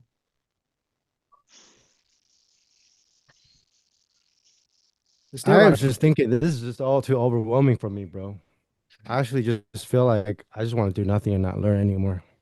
It's too much for me. That's what I feel right now. It is overwhelming. Yeah. Yeah, but I guess like sometimes an angle that I think of these materials that CC producing is to give people a well-educated guess of how much actual work it takes.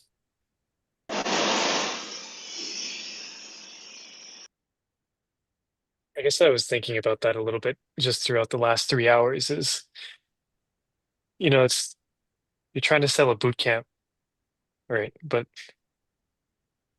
we're trying to sell something in a sense that people can't want or that people don't want. A lot of work. It might just destroy your current view of things too. That's pretty scary. So I just thought it was funny, the kind of situation we find ourselves in.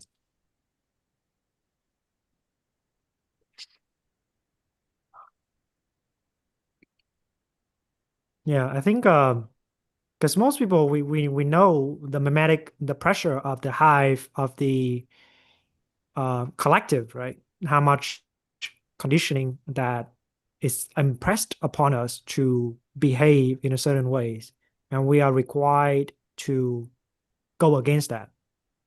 Of course, it's going to take a lot of work. Do you really think you can just sit down randomly, pick some YouTube videos, try here and there? Do you actually believe you got a shot? Because no matter how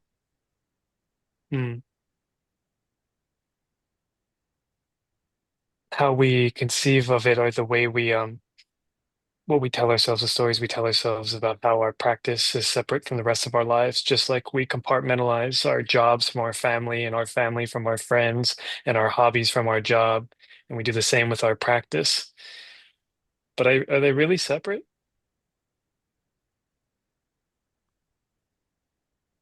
Yeah. Yeah.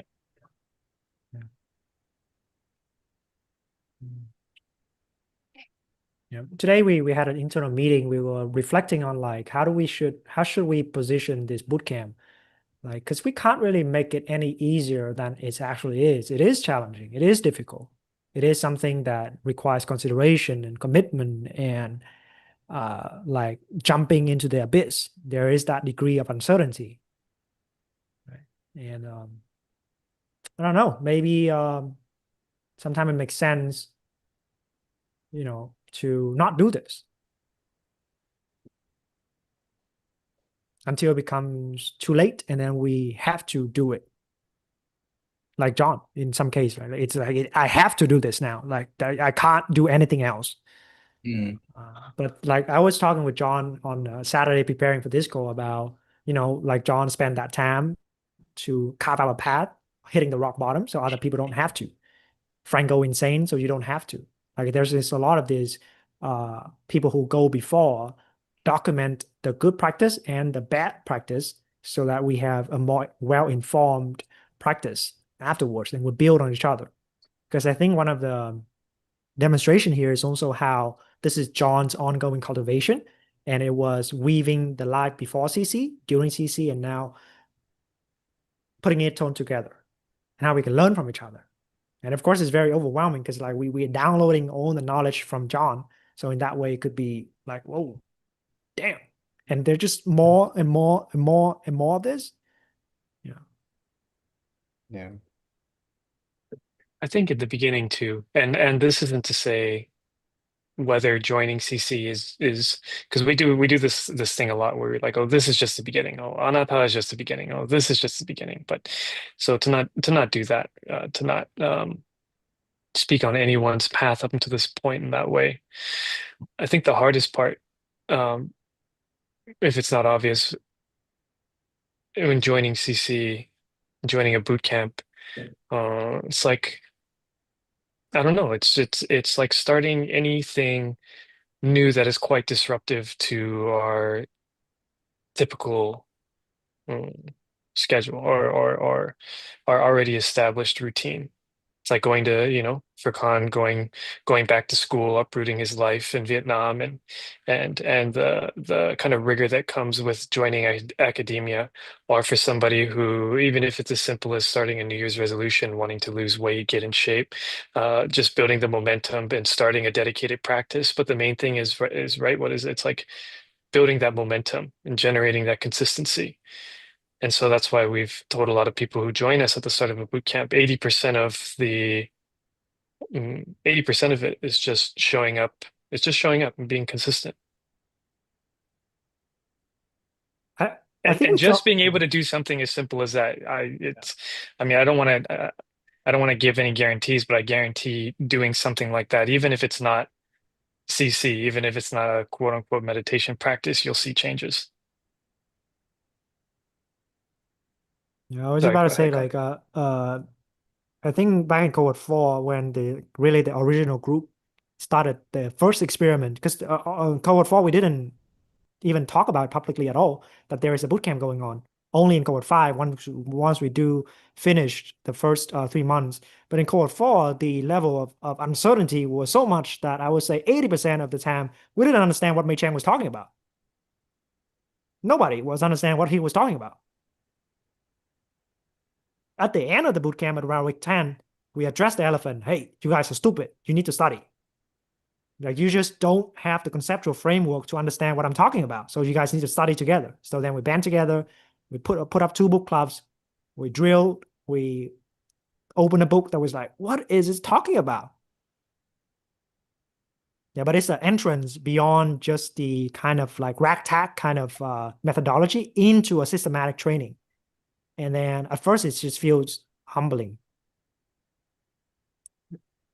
That was a good practice of being comfortable with not knowing too, though, for me.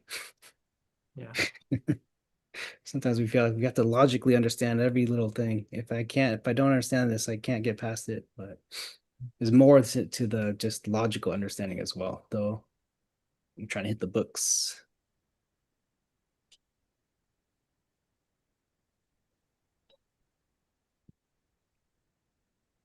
Yeah. Mhm.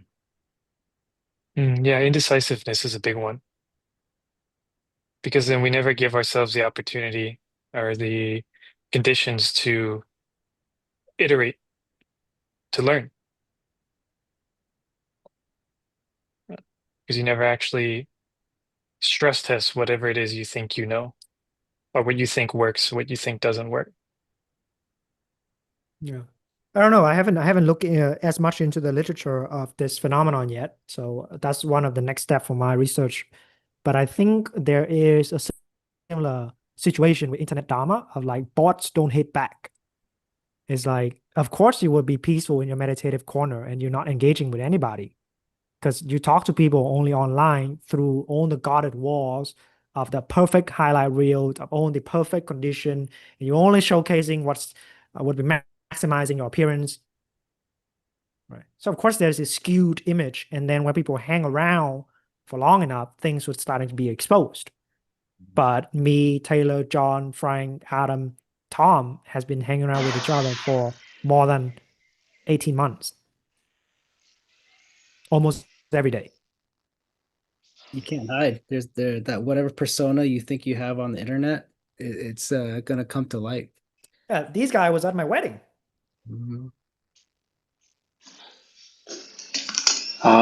Apologies, I missed the start of the call, so I don't know if everyone has introduced everybody, but are there people on the call who are curious about joining the next bootcamp?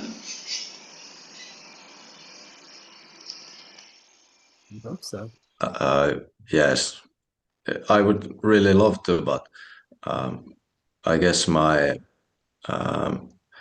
time isn't yet.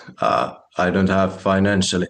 Actually, I just got to the point where I can get a loan because I'm studying, and now I'm able to get loan which has no. If I pay it back, it will be the same price. So only the money would be the obstacle, but I wouldn't question that choice. I would join for sure. I see. Yeah. Sometimes we have to, that's what we also mean by very practical matters of gaining enough momentum and merit. It's just our life and the livelihood and the lifestyle must be conducive for this. It's like John, Taylor, Tom, Adam has his own thing going on, but John Taylor and John Taylor and Tom both work 9 to 5 to maintain a livelihood and a stable one at that, one that pays well enough for them to take care of their family. Yeah, so it's just a matter of, then this is something that maybe Frank has been starting to introduce into the market of ideas for spiritual and non-dual communities. Like you can't be a Dharma bum anymore, bro. Like you got to get your money up. This is a very practical matters. You don't have money. You need money. You need enough money. I You gotta got to be get your money up. involved in this modernity. Right? Yeah, a lot of people like, bro, you just need to start dating and make money. Get out there, do something. Yeah, like involve, participate, go after it. It's like get some motion, Get dirty. Yeah. Yeah. And sometimes it just only takes 6 months, right? Like, all right, I'm gonna do my best thing at whatever I'm doing right now with the sole purpose of acquiring marketable skills so that I can move up a tax bracket. That's my sole purpose in this year. I need to make money, otherwise this thing's not working. Right? Yeah, that was my focus of like, okay, I need to actually apply to an academic, a well-known, respected institute, and I need to get there not just to get in, but I must have scholarship because I couldn't afford it. And it required me to change my preference to the point of all these ego and like this distance from academia and school and all that. Like, no, drop all that. Actually, put down the work and do something about it. Actually, get there. Like to actually move country. Now, I personally feel that okay, if the practitioners of old they travel, I mean, like not even practitioners of old, the people still do that to go on a pilgrimage to sacred places and all that. People still do that all the time. But I want to do it systematically and sustainably. Like I don't want to do it one time. I want to move myself into a lifestyle that I can do this as long as it needs. Yeah, and my situation that means move country, get back to school, and actually build a credential there, get some reputation, and connect this spiritual marketplace into academia. I know that I'm not the only one doing that. There's a lot of scholars and a lot of scientists are doing this. So it's also like just being a part of these waves of people who's not just so, constricted into what it means to be a practitioner. And some of it could be very practical of like, we need to make some money. Yep. Yeah. How much does the boot camp cost? One. Yeah, so you can check that out in the information bracket. I just sent it out. Okay. Yeah. And Yeah. yeah, there's a link as well for anybody who's watching. There's 5 days left to sign up for this. There's 2 options. One would definitely be more affordable, not just for the investment of the money, but also like even the way we set up that bootcamp so that it generate enough stability for you to take care of yourself. Because the bootcamp costs more than money. Sometimes costs your soul. Yeah. Yeah, because I need to work and study. Me too. That's what I'm doing. Yeah. And if you have boot camp also, I don't know which time to really how it's going to plan out. My boss tells me when I need to go to work, so I can't change it. I would love to say like I don't come this day, but I have to. Yeah. And then sometimes that's like it requires a strong structural commitment to change. Like, I need to fundamentally change my life now to Yeah, get to the point that new job or something. But it really isn't at the moment, at least, it isn't my goal. And also moving out, it wouldn't. I think I have a goal.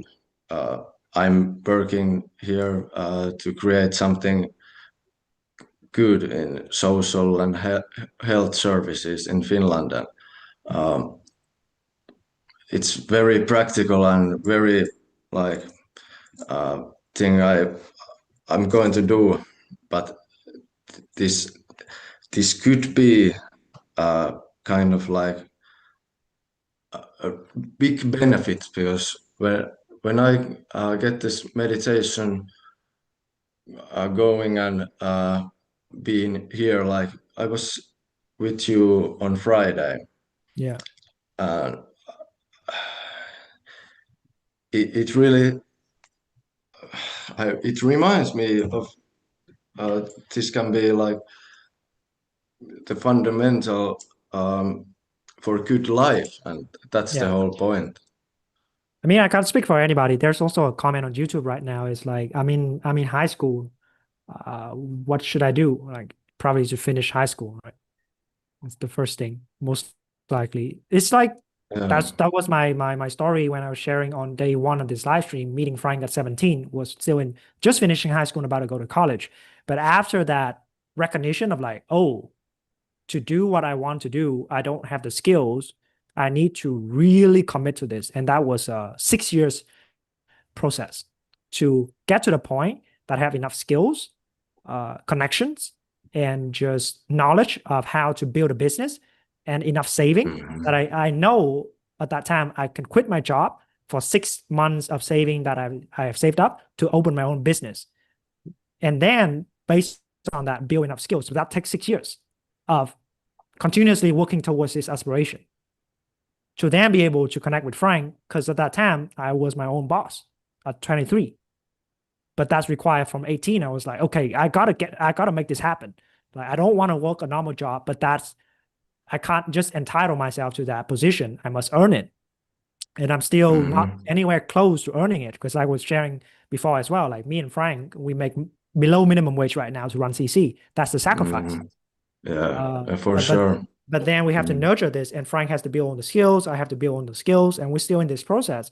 Like, it's a process that the spiritual realization itself, sure, it solves the problem of suffering, but when it's a structural thing that now requires attentiveness to create, then it's still a process that requires a lot of practical skill and a lot of practical consideration.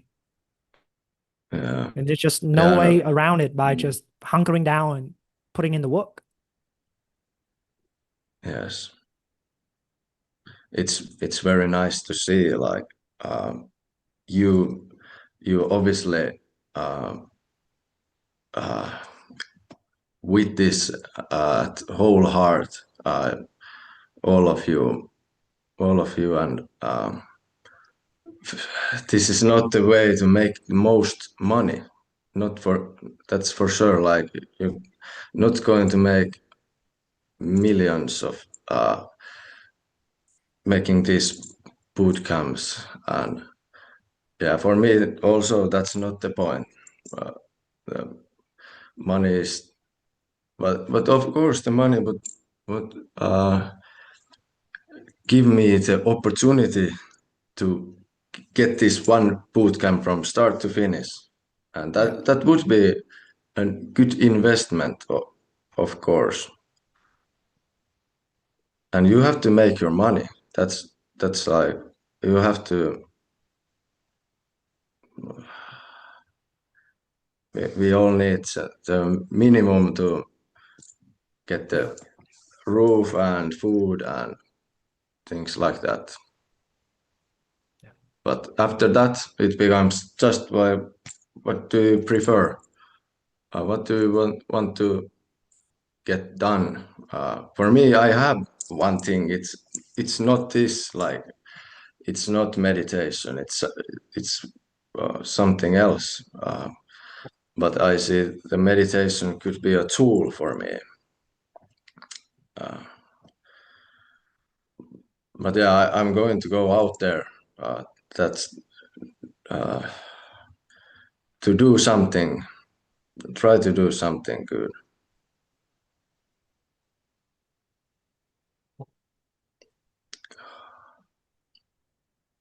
Thanks for sharing, Alex. Yeah.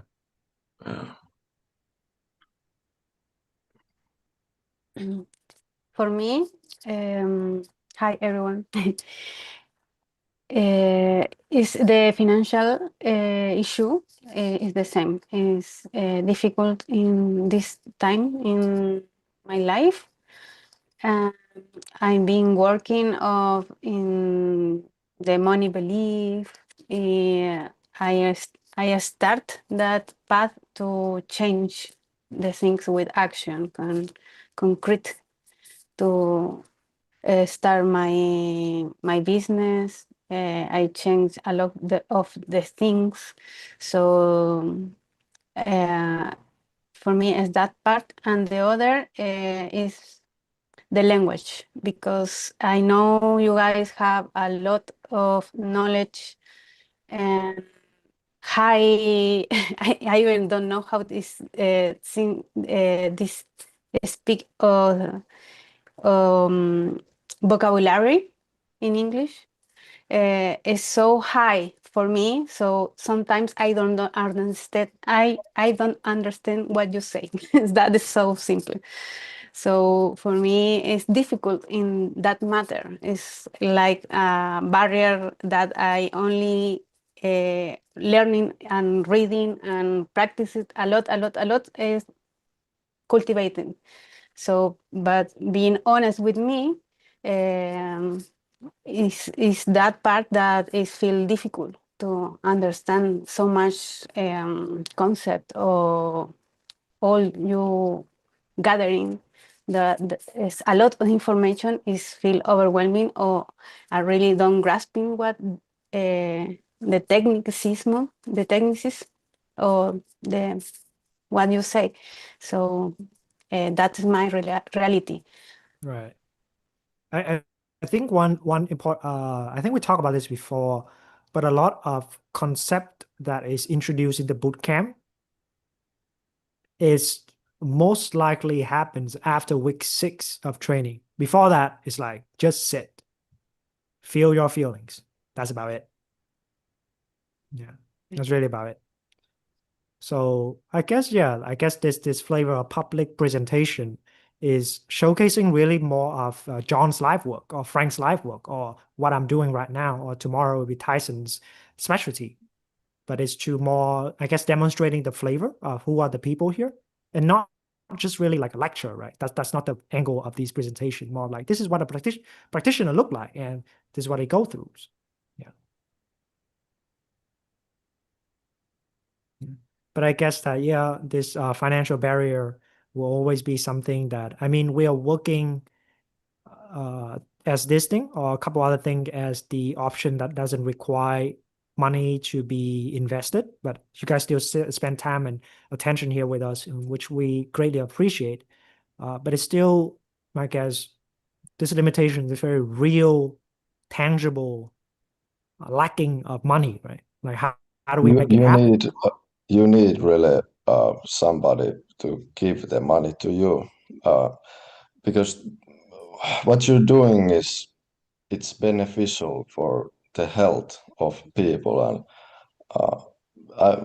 in Finland we could get the government to back us with something like we are creating this non-profit organization. I'm with a couple of my friends, we are creating that, but the money at the end, it could be very nice to see that the money isn't the obstacle that becomes to the be honest, obstacle. like we also don't really have money problem in that way. Like I have backup option, Frank has backup option, all of us here have jobs, then it's fine. Like there's no problem with, it'll be very sad if we don't make more money to, grow CC in at the rate that we would like to grow. But it's also fine. It's more like a game for us. It's more of a challenge. Like, okay, how much can we kind of like systematically grow and scale the organization? But it's also fine, right? Like we're not really doing it just for the sake of growth. And, we're not even that interested, like reach millions of people, not even that interested in that aspect. So there's a lot of consideration in terms of what is the size that we want to reach. Because right now we run the bootcamp so that we can be intimate and thoroughly know a case and work at it. But we do foresee there is a distant future where we would close the bootcamp structure and we're more distant and reach much more people, but we don't know them as much as we would do now. So there is a time limit in a window of opportunities as with everything, right? For example, this current cohort would be 5 days left to apply in the entirety of 2026. We do 3 bootcamps, but maybe it's just a few years before we do 0 bootcamp. There will be no more bootcamps. By then, we'll switch into something that maybe we just make YouTube videos, create courses, or something like that. So it's like it's a game that we also want to set up with CC here, where right now it is very much like hand-to-hand connection, deeply and intimately know one another. But very soon we want to transition that. So I don't know, maybe at that point maybe it would be easier for people to meet with what CC is providing, because it's difficult to commit to a bootcamp, right? Like we're saying, and it's fine that right now we don't have enough the conditions to be able to meet in this level of intensity at this phase. Maybe in a few years we'll meet each other when it's like a $200 course or something like that. Yeah. So we're working towards it. Yes.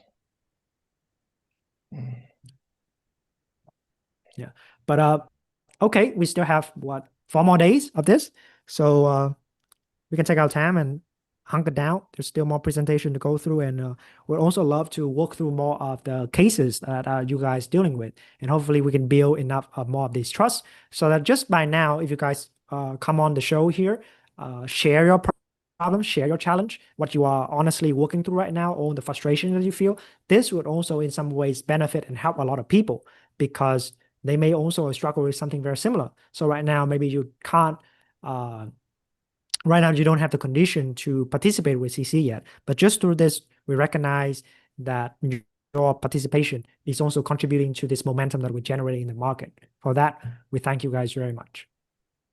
We appreciate that. Thank you guys, and chat with you guys later. See you tomorrow.